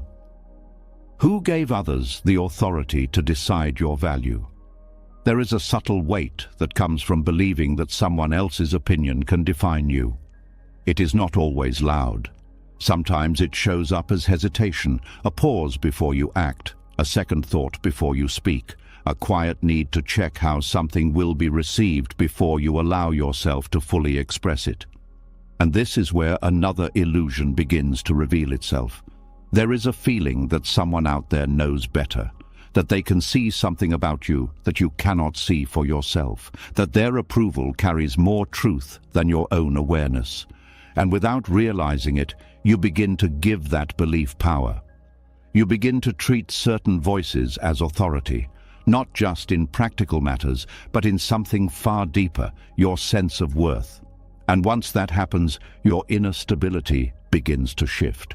Because if someone else can define your value, then your value is no longer yours. It becomes something external, something that can be given or taken away. This creates a quiet dependency. You begin to look outward for confirmation. You begin to measure yourself through reactions. You begin to adjust who you are based on how you are received. And slowly, without noticing it, you move further away from yourself. There is a strange pattern that forms here. You trust others to define you, even when they cannot fully see you, even when they only know a small part of your life, even when their judgments are based on limited information. Because the mind has been conditioned to believe that authority exists outside, that someone else must know more, that someone else must decide. But when it comes to your worth, this belief creates confusion. Because worth is not something that can be accurately judged from the outside. It is not something that can be measured through observation alone. It is not something that can be defined by opinion. Yet, the mind often treats it as if it can. You may notice this in small moments. A compliment that lifts your mood more than expected. A criticism that stays with you longer than it should. A single opinion that shapes how you see yourself for days. These reactions are not random. They come from the belief that others have authority over your value. And when that belief is strong, every opinion feels important, every reaction feels meaningful, every judgment feels personal. But this is where clarity begins, because when you look closely, you start to see something important.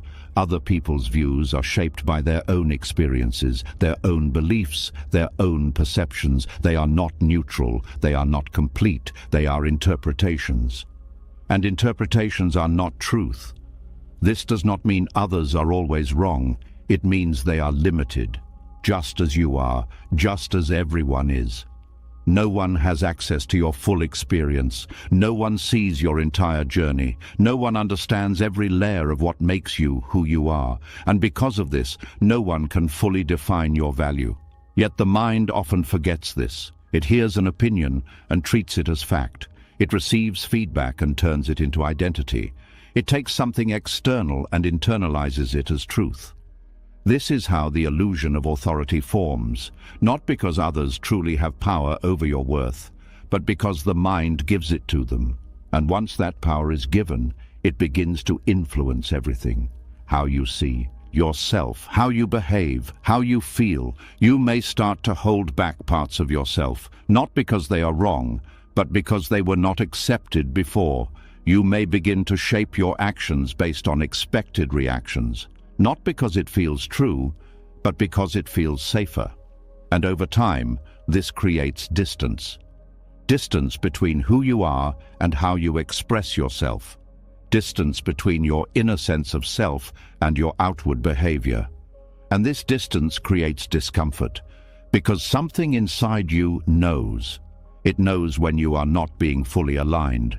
It knows when you are adjusting to fit external expectations. And even if everything looks fine on the surface, there is a quiet tension underneath. This tension is not a problem. It is a signal that something is out of balance, that your sense of authority has shifted outward, that your value has been placed in the hands of others. But this can change, not through force, not through rejection of others, but through understanding, through seeing clearly where authority truly lies.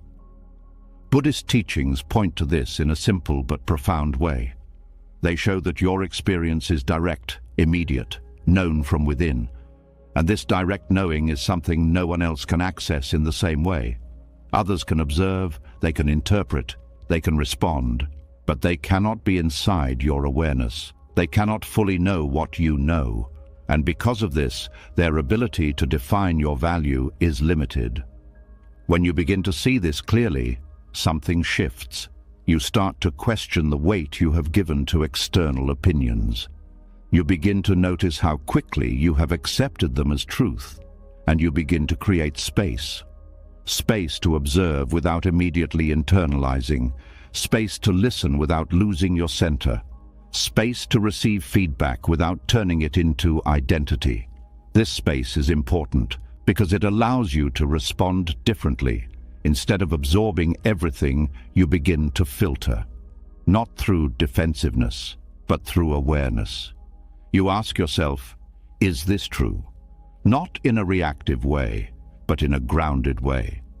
And sometimes the answer will be yes. Sometimes feedback will be useful. Sometimes it will point to something real. But even then, it does not define your worth. It simply informs your growth. This distinction is important because growth is flexible. It evolves, it changes, but worth is constant. It is not something that increases or decreases based on opinion. It is something that remains, and when you begin to separate these two, your relationship with others changes. You no longer see them as judges. You see them as perspectives. You no longer feel controlled by their views. You feel informed by them when useful, and free from them when not. This creates a different kind of confidence, not loud, not defensive, but steady. A confidence that comes from knowing where your value comes from, not from approval, not from recognition, not from external authority, but from within. This does not mean you ignore others. It means you no longer depend on them to define you. You can listen without losing yourself. You can receive without attaching. You can interact without being shaped by every opinion. And this allows you to be more authentic, more aligned, more grounded, because you are no longer constantly adjusting. You are simply expressing, and in that expression there is clarity. You begin to see yourself more directly, not through reflection, not through reaction, but through awareness. And this awareness becomes your reference point, your sense of authority, not in a controlling way, but in a stable way, a way that allows you to trust your own experience, your own understanding, your own presence. And from that place, something important becomes clear. No one has the power to declare your value. They can share their views, they can offer their perspectives, but they cannot define what you are. because what you are is not something that exists in their perception. It exists in your own awareness. And when you begin to rest in that awareness, something changes. You feel less shaken by opinions, less affected by judgment, less dependent on approval. Not because you reject others, but because you understand the limits of their authority. You see clearly that their role is not to define you, and in that clarity, there is freedom. A freedom to be yourself without constant adjustment, a freedom to act without seeking permission, a freedom to exist without needing validation. And this freedom is quiet. It does not need to be announced. It does not need to be proven. It is simply felt, in the way you move, in the way you speak, in the way you relate to yourself. And over time, this changes how you experience everything, because you are no longer looking outward for definition. You are resting inward, in a place that is not easily shaken, a place that does not depend on others, a place that is steady, and in that steadiness, something becomes undeniable. Your value was never theirs to define. It was never in their hands. It was never something they could give or take away.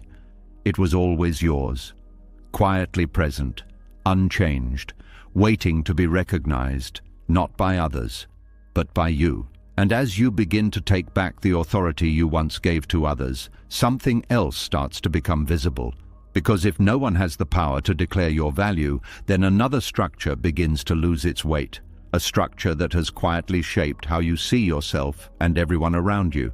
The idea of status, the sense that some people are above and others are below, that some lives matter more, carry more weight, deserve more attention, that there is an invisible ladder and everyone is placed somewhere on it.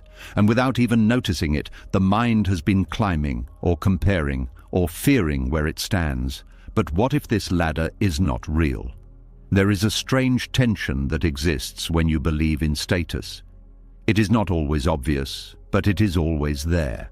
A subtle awareness of position, a quiet checking of where you fit, a constant measuring, even in moments where nothing needs to be measured. You walk into a room and something inside begins to scan. Who is more important? Who has more influence? Where do I stand in relation to them?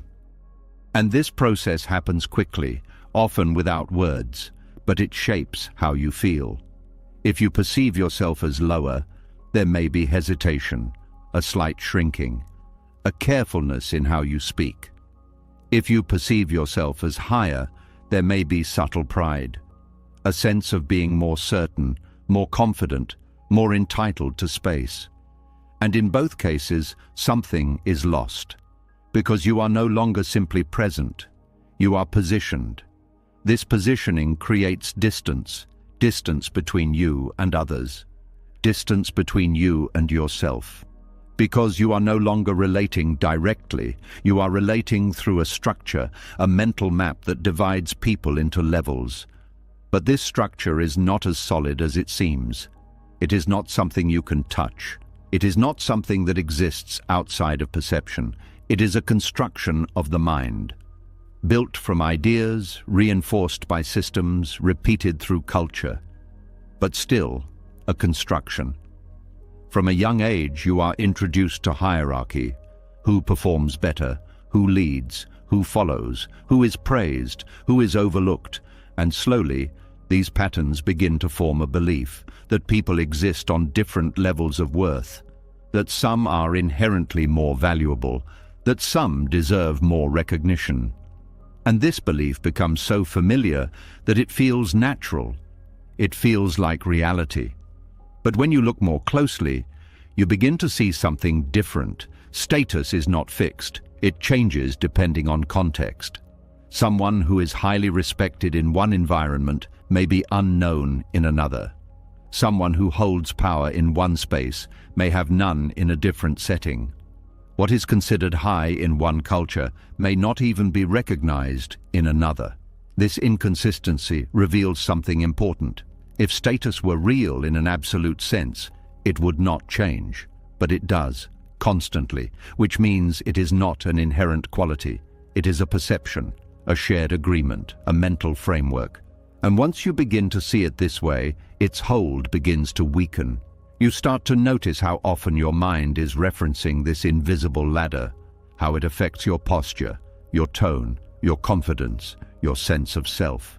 And as you notice it, you begin to question it. You begin to ask, is this real? Not the roles people play, not the responsibilities they hold, but the idea that their value is greater or lesser because of it. And in that questioning, something begins to shift. You start to see people differently, not as positions, not as levels, but as individuals, each with their own experiences, their own struggles, their own awareness. You begin to see that behind every role there is a person, and that person is not defined by the role. They are simply expressing it. This changes how you relate. You feel less intimidated, less impressed, less influenced by external markers. Because you are no longer seeing through the lens of hierarchy, you are seeing directly. And this direct seeing creates equality, not in the sense that everyone is the same, but in the sense that everyone shares the same fundamental nature, the same presence, the same awareness. This is what Buddhist teachings point to. They do not deny that differences exist, but they show that these differences do not define intrinsic worth. They are surface level, contextual, temporary. What is deeper is the same. And when you begin to rest in that understanding, something changes inside you. The need to climb begins to fade. The fear of being lower begins to dissolve. The desire to be above begins to lose its appeal, because you see that the entire structure was based on perception, not reality. This does not mean you stop participating in the world. You can still take on roles. You can still lead, follow, create, contribute.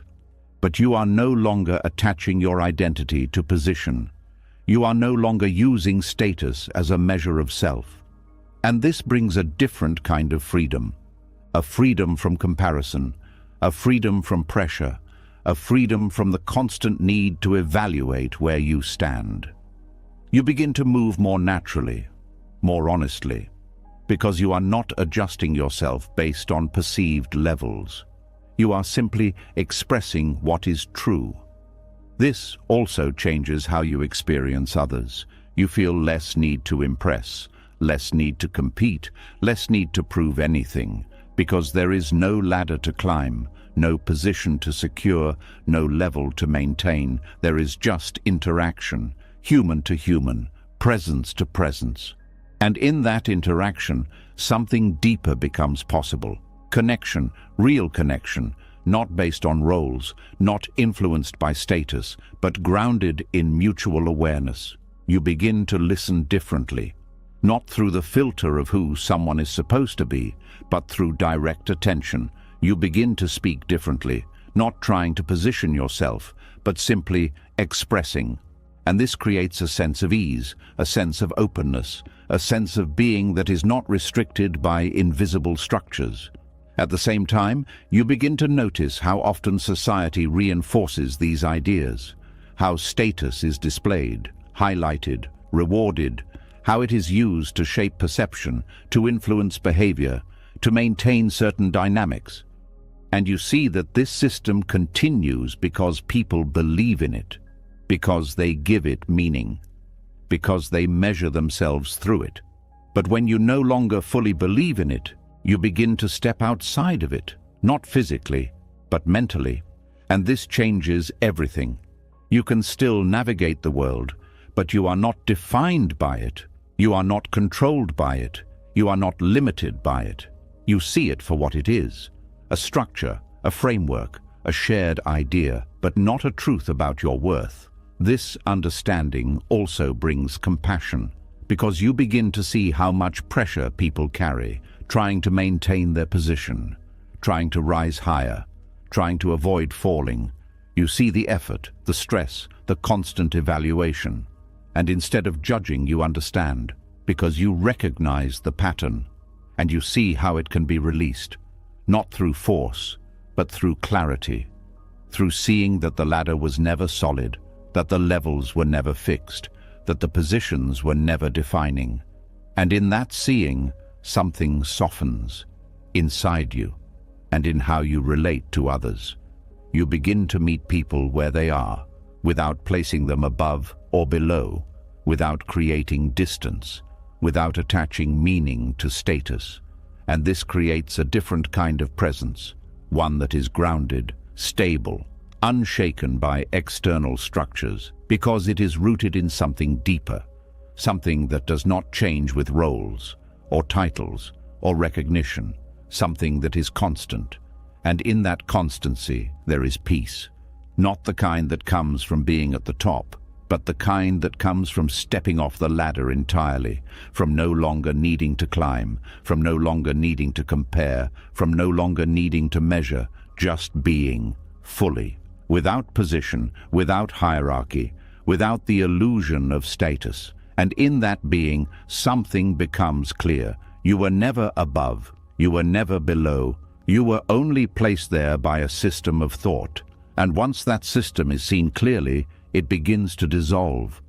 What remains is simple, direct, uncomplicated, a sense of self that is not defined by where you stand, but by the fact that you are, and that is enough, completely, without condition, without comparison, without rank, just present, just aware, just whole. And as the illusion of hierarchy begins to dissolve, something else quietly loses its grip. Because if there is no ladder to climb, no position to secure, then another question naturally rises beneath it. A question that changes everything once it is seen clearly. Why have you been waiting for permission to be yourself? There is a quiet hesitation that lives in many people. It does not always speak loudly, but it shapes how they move. A pause before they express a thought. A second guess before they follow what feels true. A subtle checking of whether it is okay to be who they are in that moment. And this hesitation often feels normal. It feels responsible. It feels careful. But beneath it, there is something deeper. A belief that your existence needs approval. That your expression must be accepted before it can be real. That your truth must be validated before it can be lived. And this is where another layer of conditioning begins to reveal itself. There is a strange pattern in how the mind learns to operate. From early on, it is taught to look outward before acting, to wait for signals, to read reactions, to adjust based on feedback. And slowly, this creates a habit of seeking permission, not always directly, but in subtle ways, through hesitation, through overthinking, through the constant awareness of how something might be received. And over time, this habit becomes so familiar that it feels like part of who you are. But it is not who you are. It is something you learned.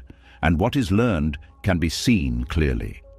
There is a quiet cost to living this way, because when you wait for approval, you delay your own expression. You hold back parts of yourself. You filter what you say, what you do, how you move.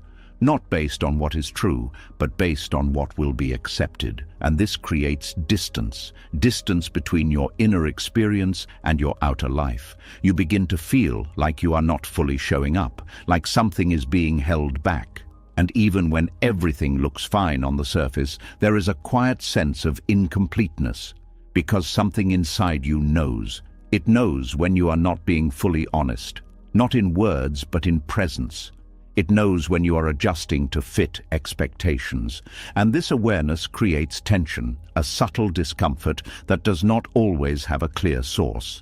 But it is there. This tension is not a problem. It is a signal that something within you is ready to be expressed without restriction. That something is ready to move freely.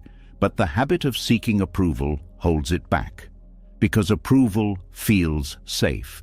It feels like protection, like if others accept you, you will not be rejected.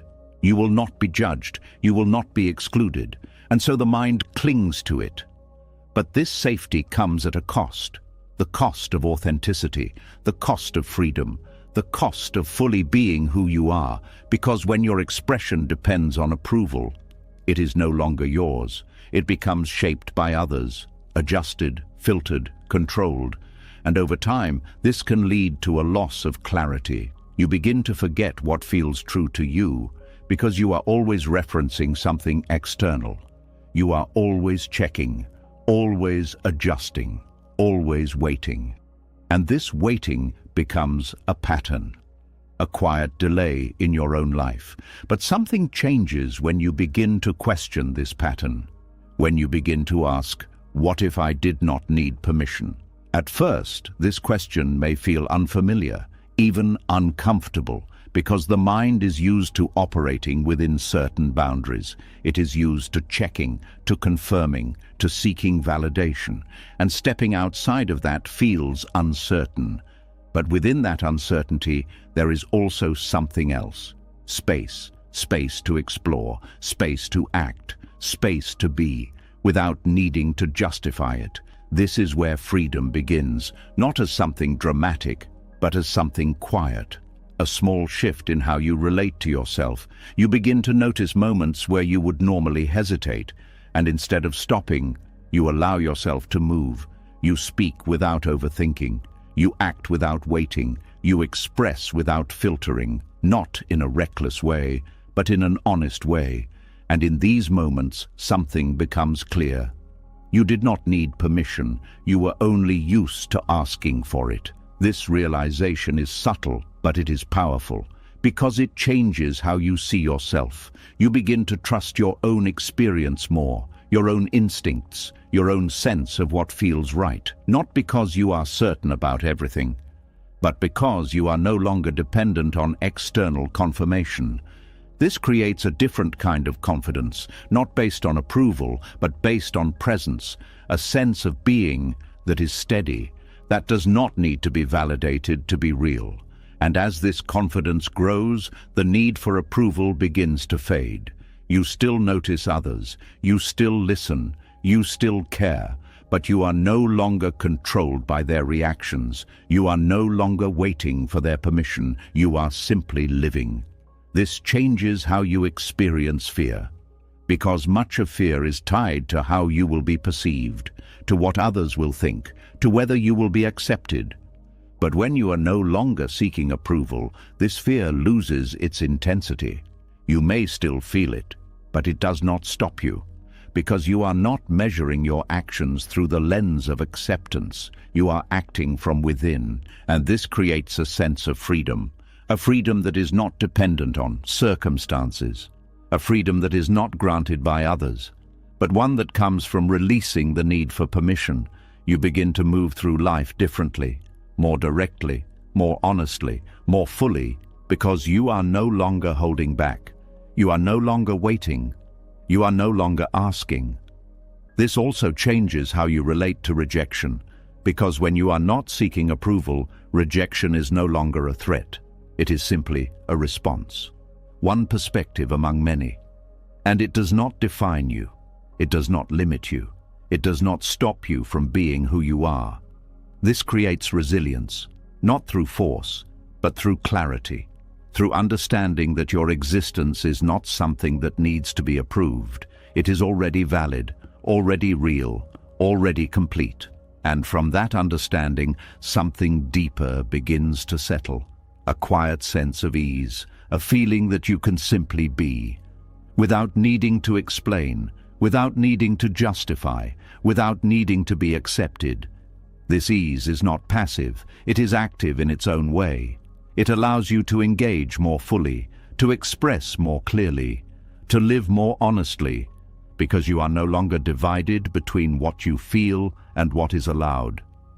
There is alignment, and in that alignment, there is strength, a strength that does not come from control, but from authenticity, from being fully present in your own experience, without waiting for permission.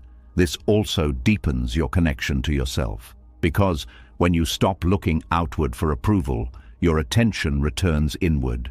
You begin to notice your own thoughts more clearly, your own feelings, your own sense of direction, and this awareness becomes your guide. Not in a rigid way, but in a natural way. You begin to trust yourself, not because you are always right, but because you are no longer disconnected. You are present, and from that presence, your actions become more aligned, more genuine, more true. And over time, this creates a life that feels different, not perfect, but real, not controlled, but honest, not dependent, but free. And within that freedom, something becomes clear. You were never meant to wait. You were never meant to ask. You were never meant to filter your existence through approval. You were only taught to. And once you see that clearly, the pattern begins to loosen. You begin to step out of it, not all at once, but gradually, moment by moment, choice by choice, until one day it no longer feels natural to wait for permission. It feels natural to simply be, to act, to express, to live, without needing approval. And in that way of living, something shifts deeply. You no longer feel like you are trying to exist. You are just existing, fully, completely, without hesitation, without holding back, without asking. And in that existence, there is nothing missing, nothing lacking, nothing to prove, just a quiet, steady presence. That does not need permission to be real. That does not need approval to be valid. That simply is, free, unrestricted, whole. And as you begin to live without waiting for approval, another layer quietly comes into view. Because even when you stop asking for permission, there can still be a subtle pattern running underneath your actions. A pattern that does not always look obvious, but quietly shapes how you show up. The desire to be chosen, not in loud ways, not always through direct effort, but in small adjustments, in the tone of your voice, in the way you present yourself, in the things you say, and the things you hold back. A quiet hope that someone, somewhere, will look at you and say, yes, you. And this is where another identity begins to reveal itself. There is a version of you that learned to be liked, a version that learned to be accepted, a version that became very skilled at reading the room, adjusting, adapting, shaping itself into what would be approved. And over time, this version became familiar. It became automatic. It became normal. But beneath it, there is something deeper. A quiet question that has been guiding many of your choices without you even noticing. What do I need to be chosen? This question can shape everything. It can influence how you speak, how you act, how you relate to others. It can make you soften your opinions, hide parts of yourself, emphasize what will be accepted, and downplay what might not be. And often it does this so subtly that it feels natural. But it is not natural. It is learned. It is a response, a way of navigating the world that was built over time. And while it may have helped you feel safe or accepted in the past, it creates a quiet cost in the present. Because when you are trying to be chosen, you are not fully choosing yourself. You are placing your attention outward, waiting, adjusting, hoping, and in that process, something gets lost. Your clarity, your authenticity, your direct connection to what is true for you. There is a tension that comes with this identity, a subtle pressure to maintain a certain image, to continue being what has been accepted before, to avoid stepping outside of that. Because stepping outside of it feels risky. It feels like you might lose approval, like you might not be chosen. And so the pattern continues. You keep adjusting, keep shaping, keep presenting a version of yourself that feels more acceptable. And over time, this becomes exhausting, not always in an obvious way, but in a quiet, underlying way, because you are constantly monitoring, constantly evaluating, constantly trying to align yourself with external expectations, and this creates a split between who you are and who you think you need to be, and that split creates discomfort. Because something inside you knows. It knows when you are not being fully honest. It knows when you are performing, even in subtle ways. And that awareness creates a quiet unease. This unease is not something to avoid. It is something to understand, because it is pointing to the presence of this identity, the pick-me identity, the part of you that is still seeking validation, still hoping to be selected, still measuring itself through the eyes of others. But when you begin to see this clearly, something shifts. You begin to notice the small behaviors, the subtle ways you adjust, the moments where you hesitate, the times when you say something not because it is true, but because it will be liked. And in noticing, there is awareness, and in awareness there is choice. You begin to see that these behaviors are not who you are. They are patterns, patterns that can be understood, patterns that can be released, not through force, but through clarity. Because once you see them clearly, they begin to lose their hold. You no longer act from them automatically. You begin to pause, to question, to ask yourself, is this coming from truth or from the desire to be chosen? And this question changes everything, because it brings your attention back to yourself, back to your own experience, back to what feels real. And from that place, your actions begin to shift. You speak more honestly, not in a harsh way, but in a clear way. You express what you feel, not what you think will be accepted. You allow yourself to be seen as you are, not as you think you need to be. And this can feel unfamiliar at first, even uncomfortable, because the mind is used to adjusting, used to seeking approval, used to shaping itself. But as you continue, something begins to change. You start to feel more grounded, more aligned, more connected to yourself. Because you are no longer divided, you are no longer performing, you are simply being. And in that being, there is a different kind of confidence, not based on how others respond, but based on the fact that you are not hiding, that you are not filtering yourself to fit expectations, that you are not waiting to be chosen. This confidence is quiet, but it is strong, because it is rooted in authenticity. And authenticity does not need validation. It stands on its own. This also changes how you experience relationships, because when you are no longer trying to be chosen, you are no longer approaching others from a place of need. You are not trying to earn their approval. You are not trying to fit into their expectations. You are simply meeting them as you are. And this creates a different dynamic, one that is more balanced, more honest, more real, because there is no underlying agenda, no quiet attempt to be selected, just presence. And from that presence, connection becomes clearer. You can see who resonates with you, who understands you, who aligns with you, without needing to adjust yourself to fit. And this brings a different kind of clarity, because you are no longer trying to be accepted by everyone. You are simply allowing the right connections to form naturally. This also reduces a lot of unnecessary effort, because trying to be chosen requires constant energy, constant adjustment, constant awareness of how you are being perceived. But when you release that, your energy returns to you. You are no longer spending it on maintaining an image. You are using it to live, to experience, to create. And this creates a sense of ease, a sense of flow, because you are no longer forcing yourself into a shape. You are simply allowing yourself to be as you are.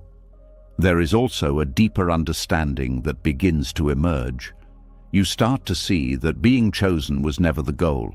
It was just a conditioned desire, a pattern that was learned. And once that pattern is seen clearly, it no longer feels necessary. You no longer need to be selected to feel valuable. You no longer need to be approved to feel real. You no longer need to be chosen to feel complete, because you already are. This realization is not something you force. It is something you recognize, something that becomes obvious when the patterns fall away. And as this recognition deepens, the identity begins to dissolve. Not all at once, but gradually, moment by moment, choice by choice. You begin to act from a different place, a place that is not seeking, not waiting, not hoping, but simply being. And in that being, something settles, a quiet sense of self, a steady presence, a feeling that does not depend on external validation. And from that place, you move differently, you speak differently, you relate differently. Because you are no longer trying to be chosen, you are choosing yourself. And that changes everything, because once you choose yourself, the need for others to do it disappears. Not because you reject them, but because you no longer depend on them. You are complete as you are, whole as you are, enough as you are. And in that understanding, the entire pattern begins to fade. The need to adjust, the need to perform, the need to seek validation, all of it begins to loosen, because it is no longer supported by belief. It is no longer reinforced by habit. It is simply seen for what it is, a pattern that once served a purpose but is no longer needed. And when that is clear, something becomes simple. You no longer ask to be chosen. You no longer try to be picked. You no longer shape yourself to fit. You just are, fully, openly, honestly, without the need for validation, without the need for approval, without the need for selection. And in that way of being, there is freedom. Not because you gained something new, but because you stopped chasing something that was never required, and what remains is something quiet, something steady, something real, a sense of self that does not depend on being chosen, because it has already chosen itself. And as the need to be chosen begins to fall away, something quiet starts to take its place. Because when you are no longer looking outward for validation, your attention naturally returns to where it has always belonged. Not to the opinions of others, not to reactions, not to approval, but to yourself. And in that return, another question begins to rise. If no one else needs to define you, can you finally see yourself clearly? There is a subtle shift that happens here. It is not loud, and it does not demand attention, but it changes everything. Because for so long, you may have known yourself through reflections, through how others responded to you, through what was accepted, what was praised, what was rejected. And slowly, those reflections became your mirror. You learned to see yourself through them. You learned to measure yourself through them. You learned to understand who you are based on what was given back to you. But now, as that pattern begins to loosen, something unfamiliar appears. There is no mirror, no constant reflection, just you and your own awareness. And this can feel strange at first, because the mind is used to confirmation, used to feedback, used to knowing itself through external signals. But without those signals, there is a quiet space, a space where something deeper can begin to emerge. Self-recognition, not as an idea, not as a concept, but as a direct experience. There is a difference between knowing yourself through others and seeing yourself directly. When you rely on others, your understanding is always filtered, always partial, always shaped by perception. But when you begin to look inward, without distortion, something changes. You begin to notice what is actually there, not what should be there, not what is expected, but what is real. This requires honesty, a kind of honesty that is not harsh but clear. You begin to see your thoughts as they are, your patterns, your reactions, your tendencies, not with judgment, but with awareness. And in that awareness, there is clarity. You start to recognize how your mind moves, how it holds onto certain ideas, how it avoids others, how it reacts to situations. And this recognition is powerful because it is direct. It is not based on opinion. It is not shaped by approval. It is simply seen. This is where true understanding begins, not from what others say about you, but from what you observe within yourself. And as this observation deepens, something else begins to shift. You start to see yourself with less distortion, less exaggeration, less comparison. You are no longer trying to be more than you are, and you are no longer reducing yourself to less than you are. You are simply seeing clearly, and this clarity brings a different kind of stability because it is not dependent on external factors. It is grounded in direct awareness.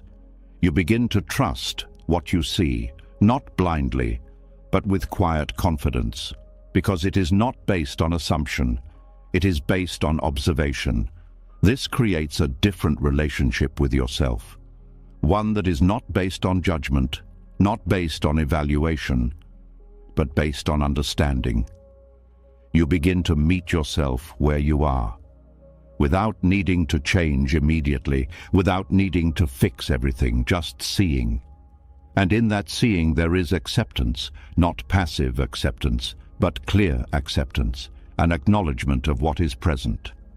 And from that place, something begins to grow, a sense of self that is not constructed, not dependent, not shaped by others, but rooted in awareness.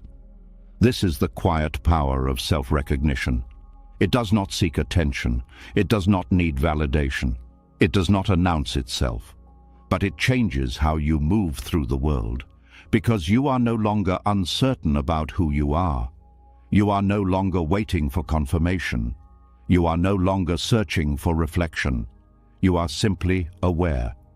And this awareness becomes your foundation. From it, your actions begin to align.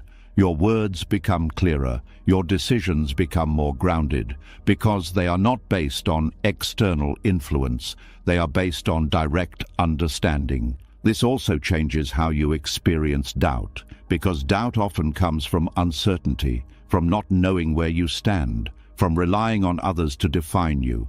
But when you begin to see yourself clearly, that uncertainty begins to fade, not completely, but significantly. You may still question things, but those questions do not shake your core, because your core is no longer based on shifting opinions. It is based on steady awareness.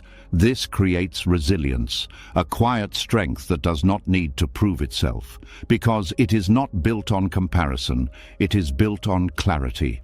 You begin to notice that you are less affected by external reactions, not because you ignore them, but because they no longer define you. You can receive feedback without losing your center. You can hear opinions without becoming them. You can experience praise without attaching to it, and criticism without collapsing into it, because your reference point has changed. It is no longer outside, it is within. This also brings a deeper sense of peace, because when you are not constantly looking outward, the mind becomes quieter, less reactive, less distracted, more settled. You are no longer pulled in different directions by external input. You are grounded, present, aware, and in that presence, something becomes simple. You begin to live from yourself, not from reflection. You act because it feels true, not because it will be approved.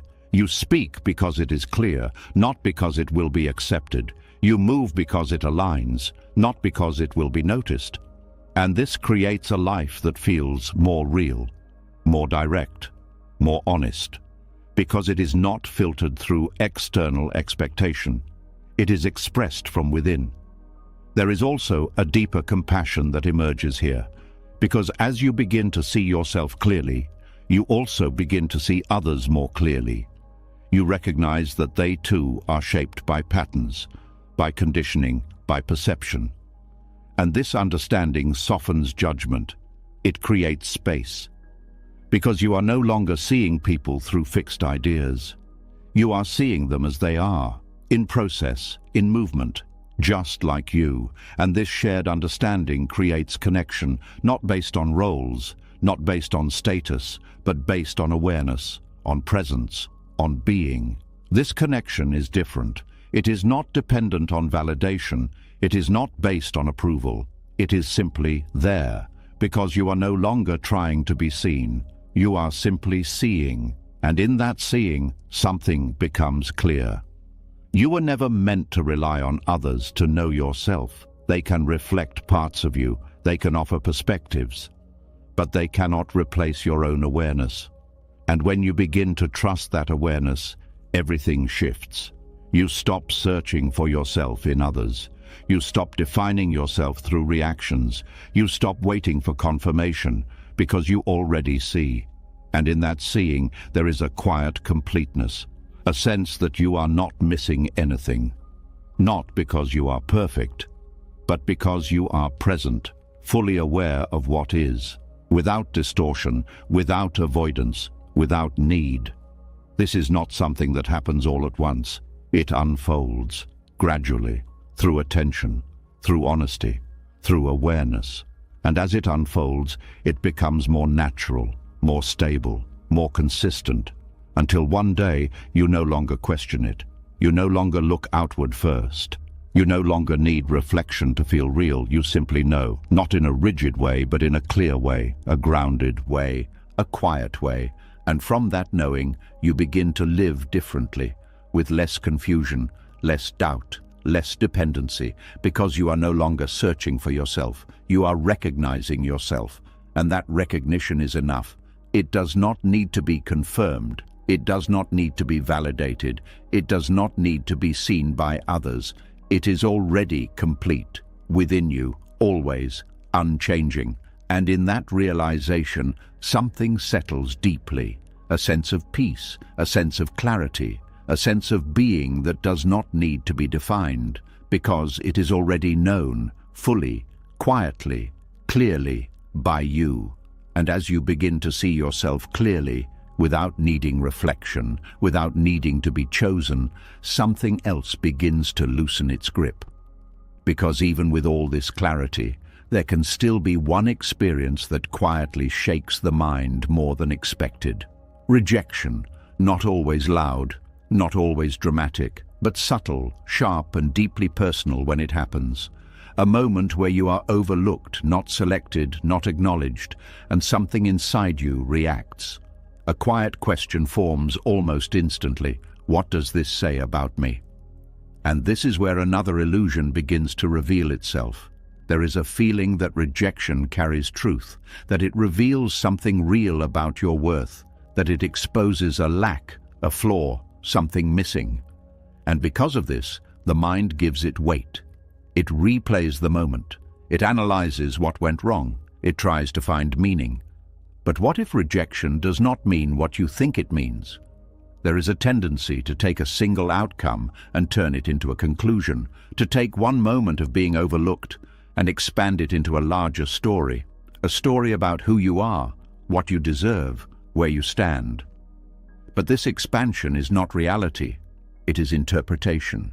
Rejection, in its simplest form, is just an event, a situation where something did not align, a moment where a decision moved in a different direction. That is all, but the mind does not leave it there.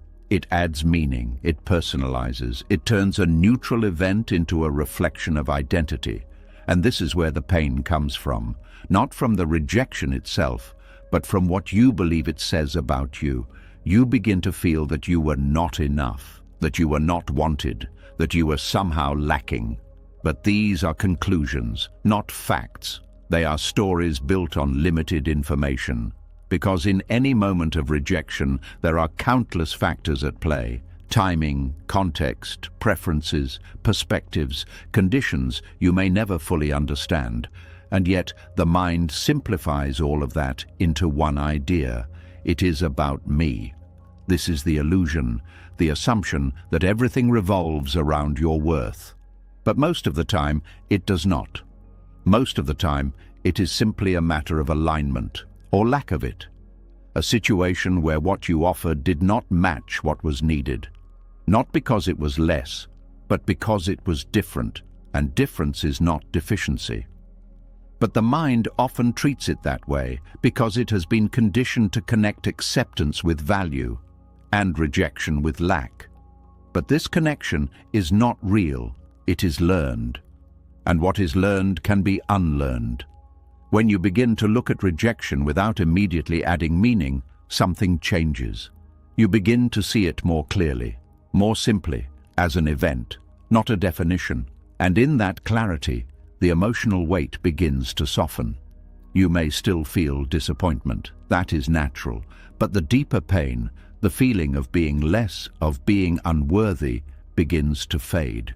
Because you are no longer attaching that meaning to the experience. This creates space. Space to respond instead of react. Space to observe instead of assume. Space to understand instead of judge. And within that space, something important becomes visible. You begin to see how often rejection has been misunderstood. How many times you took something personally that was never personal. How many times you created a story that was never true. And this realization can be both surprising and freeing, because it shows you that the pain was not coming from reality, it was coming from interpretation. And once you see that, you begin to question those interpretations. You begin to ask, is this really about me? And often, the answer is no, or at least not in the way you thought. This does not mean you avoid responsibility. It does not mean you ignore feedback or refuse to grow. It simply means you stop turning every outcome into a judgment of your worth. You separate what happened from what you believe it means. And this separation is powerful because it allows you to learn without collapsing, to grow without feeling diminished, to move forward without carrying unnecessary weight. You begin to see that rejection does not take anything from you. It does not reduce your value. It does not define your reality. It simply redirects your path. And sometimes that redirection is not immediately clear. It may feel confusing, uncomfortable, even unfair. But over time, you may begin to notice something, that what did not work out created space for something else, something that aligned more closely, something that made more sense, something that you could not have seen before. This does not mean every rejection leads to something better in a simple way, but it shows that rejection is not the end. It is a shift, a movement, part of a larger process that is not always visible in the moment. And when you understand this, your relationship with rejection begins to change. You stop fearing it as much. You stop avoiding it. You stop seeing it as something that threatens your identity. Instead, you begin to see it as information, as direction, as part of how life unfolds. This creates a different kind of confidence, not the kind that expects everything to go your way, but the kind that knows you will remain whole regardless of what happens. Because your worth is no longer tied to outcomes or decisions or other people's responses. It is steady, unchanged, independent. And from that place, you begin to approach life differently. You are more willing to try, more open to experience, less afraid of what might happen, because you are no longer attaching your identity to the result. You are simply engaging, and this engagement is free from the pressure to be accepted, free from the fear of being rejected, free from the constant need to protect your sense of self. You begin to move with more ease, more openness, more presence, because you are not carrying the weight of interpretation. You are simply experiencing what is. And in that experience, something becomes clear. Rejection was never empty. It only felt that way because of the meaning you gave it, but in itself, it carries no inherent judgment, no fixed truth, no statement about your worth. It is just a moment, a shift, a direction. And when you see it that way, its power begins to dissolve, not because you avoid it, but because you understand it. You see through it. You recognize that being overlooked does not define reality. It only defines a moment, and you are not a moment. You are not a single outcome. You are not a decision made by someone else. You are something far more constant, far more stable, far more complete. And in that understanding, something settles deeply. The fear begins to fade. The weight begins to lift. The need to interpret begins to soften.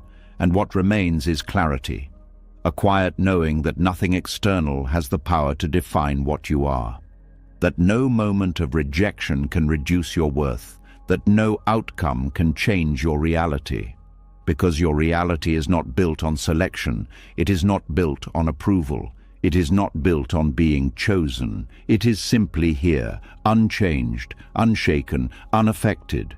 And once you see that clearly, rejection loses its meaning, not because it disappears, but because it no longer defines you. It simply passes, like everything else, leaving you exactly as you were, whole, complete, enough. And as the weight of rejection begins to dissolve, something even more subtle starts to come into view. Because when rejection no longer defines you, when being overlooked no longer carries meaning, another hidden pattern quietly reveals itself. A pattern that has been shaping your life in ways you may not have fully noticed. the sense that you are always being watched.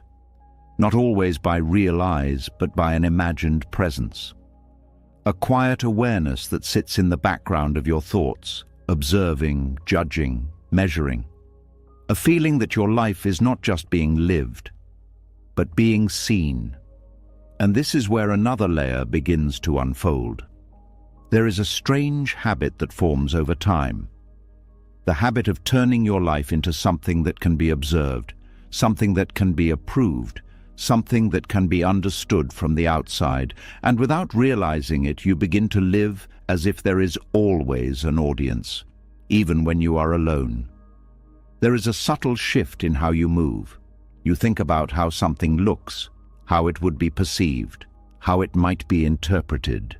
And this changes the experience itself, because instead of being fully inside the moment, part of you is outside of it, watching, evaluating, adjusting. This is performative living, not always in obvious ways, not always for attention, but in small, quiet patterns, the way you choose what to share, the way you present your thoughts, the way you shape your actions to fit a certain image. And over time, this becomes normal. It becomes how you relate to your own life. But beneath it, there is a cost, because when you are performing, you are not fully present. You are divided. Part of you is living. Part of you is observing. And this division creates a subtle tension, a feeling that something is slightly off, that something is not fully grounded. And this tension is often overlooked because it is familiar, because it has been there for so long. But when you begin to see it clearly, it becomes undeniable. You start to notice how often you are thinking about how things appear, how often you are adjusting based on an imagined response, how often you are shaping your experience to fit an external perspective. And this realization can be surprising, because it shows you that even when no one is watching, you are still performing, not for others, but for the idea of others, for the possibility of being seen. And this is where the habit becomes clear. You are not just living your life, you are presenting it, and presentation changes everything. It turns experience into display. It turns authenticity into performance. It turns presence into projection, and over time, this creates distance. Distance from your own reality, distance from your own feelings, distance from what is actually happening. Because you are no longer fully inside the moment. You are outside, looking in. And this distance creates a quiet dissatisfaction, because something inside you knows. It knows when you are not fully there. It knows when you are acting instead of being. It knows when your actions are shaped by perception instead of truth. And this knowing creates discomfort, a subtle feeling that something is not aligned, that something is not real. This discomfort is not a problem. It is a signal that you are ready to return to direct experience, to return to presence, to return to living without performance. But this return requires awareness, because performative living is not always obvious. It hides in small behaviors, in habits, in patterns that feel normal. You may notice it when you do something and immediately think about how it would be seen. When you say something and wonder how it was received. When you experience something and feel the urge to share it, not because it needs to be shared, but because it feels incomplete otherwise. These are subtle signs, not of weakness, but of conditioning, a way of relating to life that was learned over time. And what is learned can be seen clearly. When you begin to notice these patterns, something shifts. You start to catch yourself in the moment. You begin to see the split. The part of you that is living, and the part that is performing. And in that seeing, there is choice. You can continue the pattern, or you can pause. You can bring your attention back to what is actually happening, back to your direct experience, back to the moment itself. And when you do this, something changes. The performance softens. The need to present fades, and you begin to feel more grounded, more present, more real, because you are no longer dividing your attention. You are fully here. This does not mean you stop sharing your life. It does not mean you withdraw. It simply means that sharing becomes a choice, not a need. Expression becomes natural, not performative. You act because it feels true, not because it will be seen. And this creates a different kind of experience. One that is quieter, but deeper, more complete.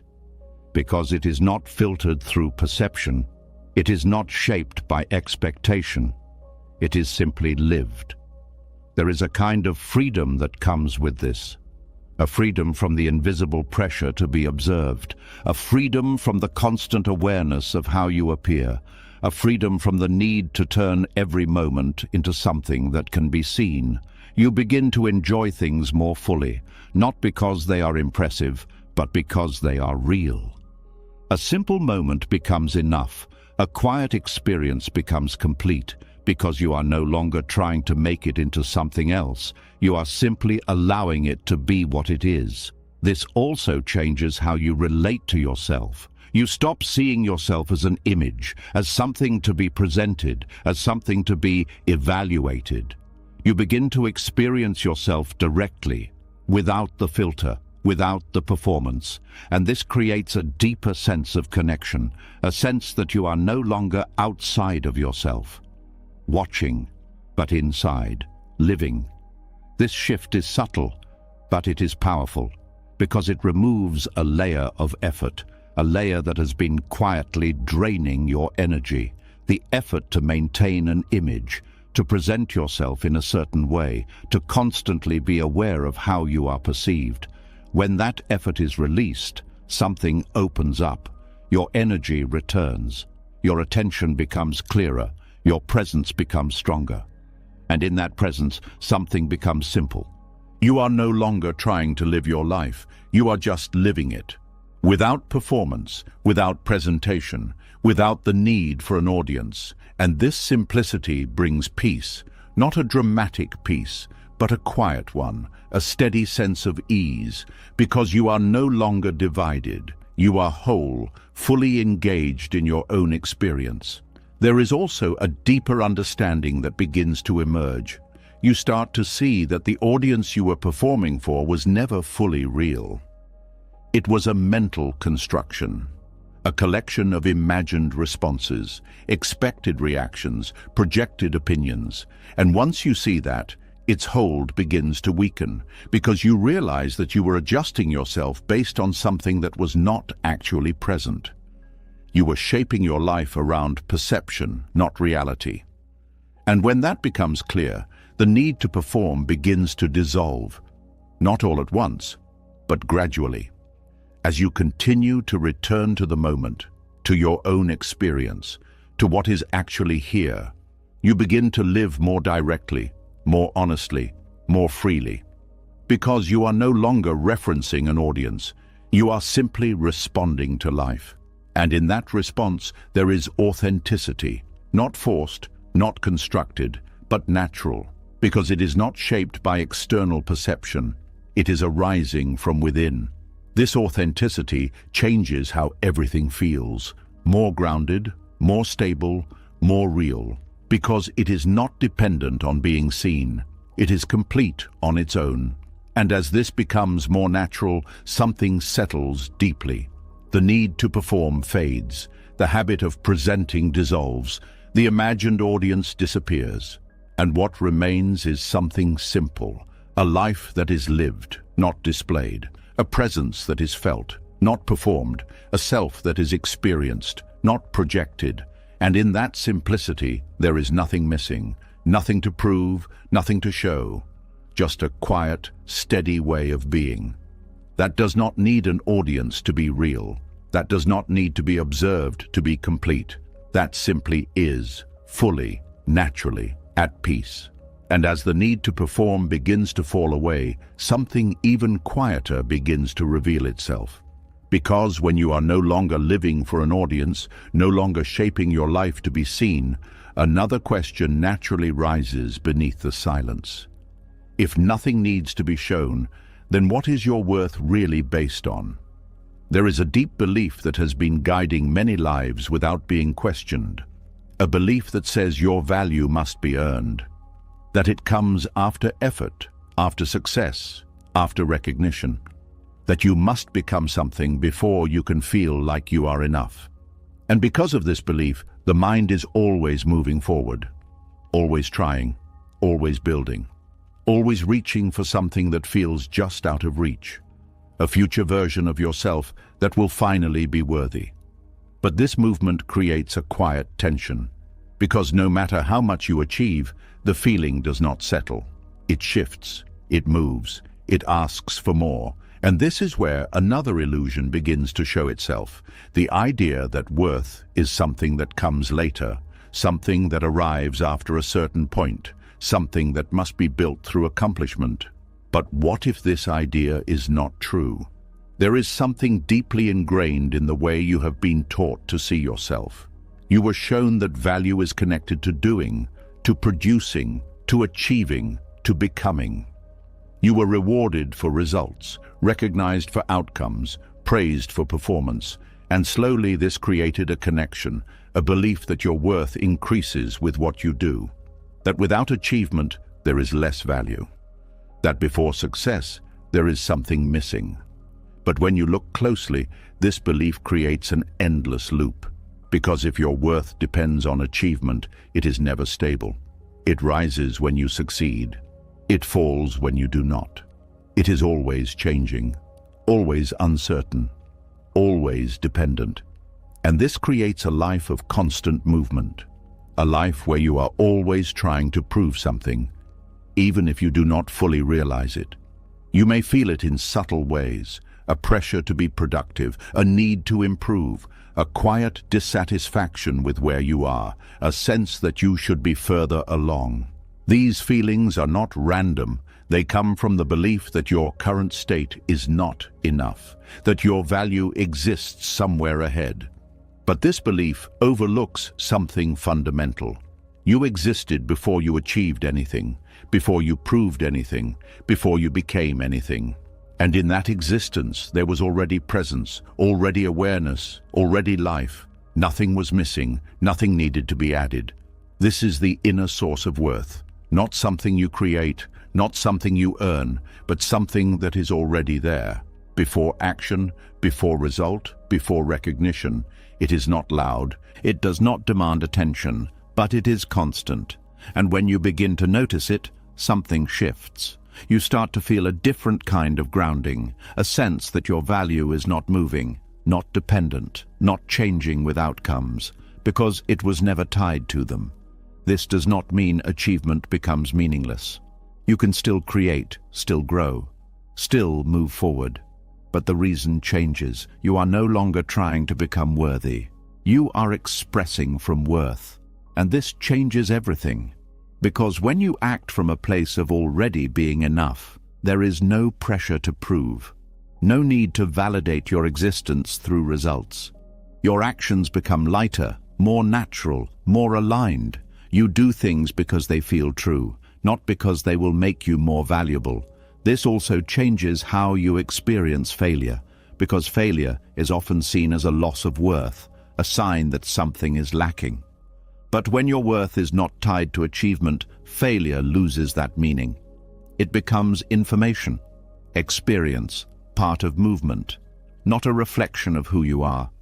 And this creates resilience, not through force, but through understanding, because your foundation is not shaken by outcomes. It is steady, always present. This also softens comparison, because when you believe worth is earned, you naturally compare achievements. Who has more? Who has done better? Who is ahead? But when you see that worth exists before achievement, comparison begins to fade, because you are no longer measuring value through outcomes. You are recognizing it as something inherent, something shared, something that is not divided. And this brings a sense of ease. You no longer feel behind. You no longer feel the need to catch up. You are simply where you are, and that is enough. There is also a deeper peace that begins to form, because the constant pressure to become begins to soften. The feeling that you need to reach a certain point to be okay begins to dissolve. You begin to rest, not in inactivity, but in understanding, a quiet knowing that nothing is missing right now, that your value is not waiting in the future, it is already here. This does not stop growth, it supports it. Because growth that comes from lack feels forced, but growth that comes from wholeness feels natural. It is not driven by pressure, but by curiosity, by expression, by the natural movement of life. And this creates a different experience, one where you are not chasing worth, but living from it. You begin to notice simple things more deeply. Moments that were once overlooked become meaningful, not because they are impressive, but because they are real. You begin to feel more present, more connected, because you are no longer trying to get somewhere else. You are here, fully, and in that presence, something becomes clear. You were never empty. You were never lacking. You were only looking in the wrong place, looking outward, looking forward, looking for something that was never missing. And once you see that, the search begins to end. Not completely, but significantly. You no longer chase worth. You no longer try to build it. You recognize it, quietly, directly, without effort. This recognition changes how you relate to yourself. You become less critical, less demanding, less harsh, because you are no longer trying to fix something that is broken. You are simply understanding what is already whole. This does not mean you ignore your flaws. It means you see them clearly without attaching them to your value. They are part of your experience, not a definition of your worth. And this creates compassion for yourself, for your process, for your journey, because you are no longer measuring everything against an ideal. You are simply observing, growing, learning, from a place that is already complete. This also changes how you interact with the world. You are less reactive, less pressured, less driven by external expectations, because your sense of self is not dependent on them. You are grounded, stable, present, and from that place, your actions become more genuine, more aligned, more impactful, not because you are trying to be, but because you are not divided. You are whole in what you do, and that wholeness carries through everything. There is a quiet strength in this, not loud, not forceful, but steady. A strength that comes from knowing you do not need to become something to be enough. You already are. And from that knowing, something settles deeply. The constant striving softens, the pressure eases, the need to prove fades, and what remains is something simple, a sense of being that is complete before achievement, a value that exists before recognition, a presence that is enough without anything added.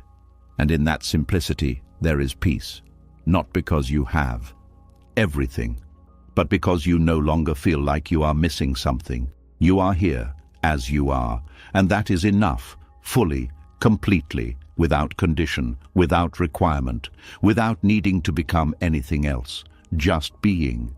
And in that being, everything is already whole. You spent so much of your life waiting to be chosen, waiting to be seen, waiting for someone to confirm what you were already carrying within you. But now, something has shifted. You've seen through the illusion of approval, the emptiness of rejection, the weight of comparison, and the quiet trap of living for an audience. You've realized that your worth was never in their hands. It was never in outcomes, never in praise, never in being picked. It was always here, quiet, unmoving, unaffected. You are not valuable because someone noticed you. You are not enough because someone approved of you. You are not complete because something finally worked out. You are valuable because you exist. Before achievement, before recognition, before anything else was added. And once this becomes clear, everything changes. You stop chasing, you stop proving, you stop shrinking and adjusting just to be accepted. You begin to stand in something deeper, something steady, something that cannot be taken from you. Now I want to ask you something simple but powerful.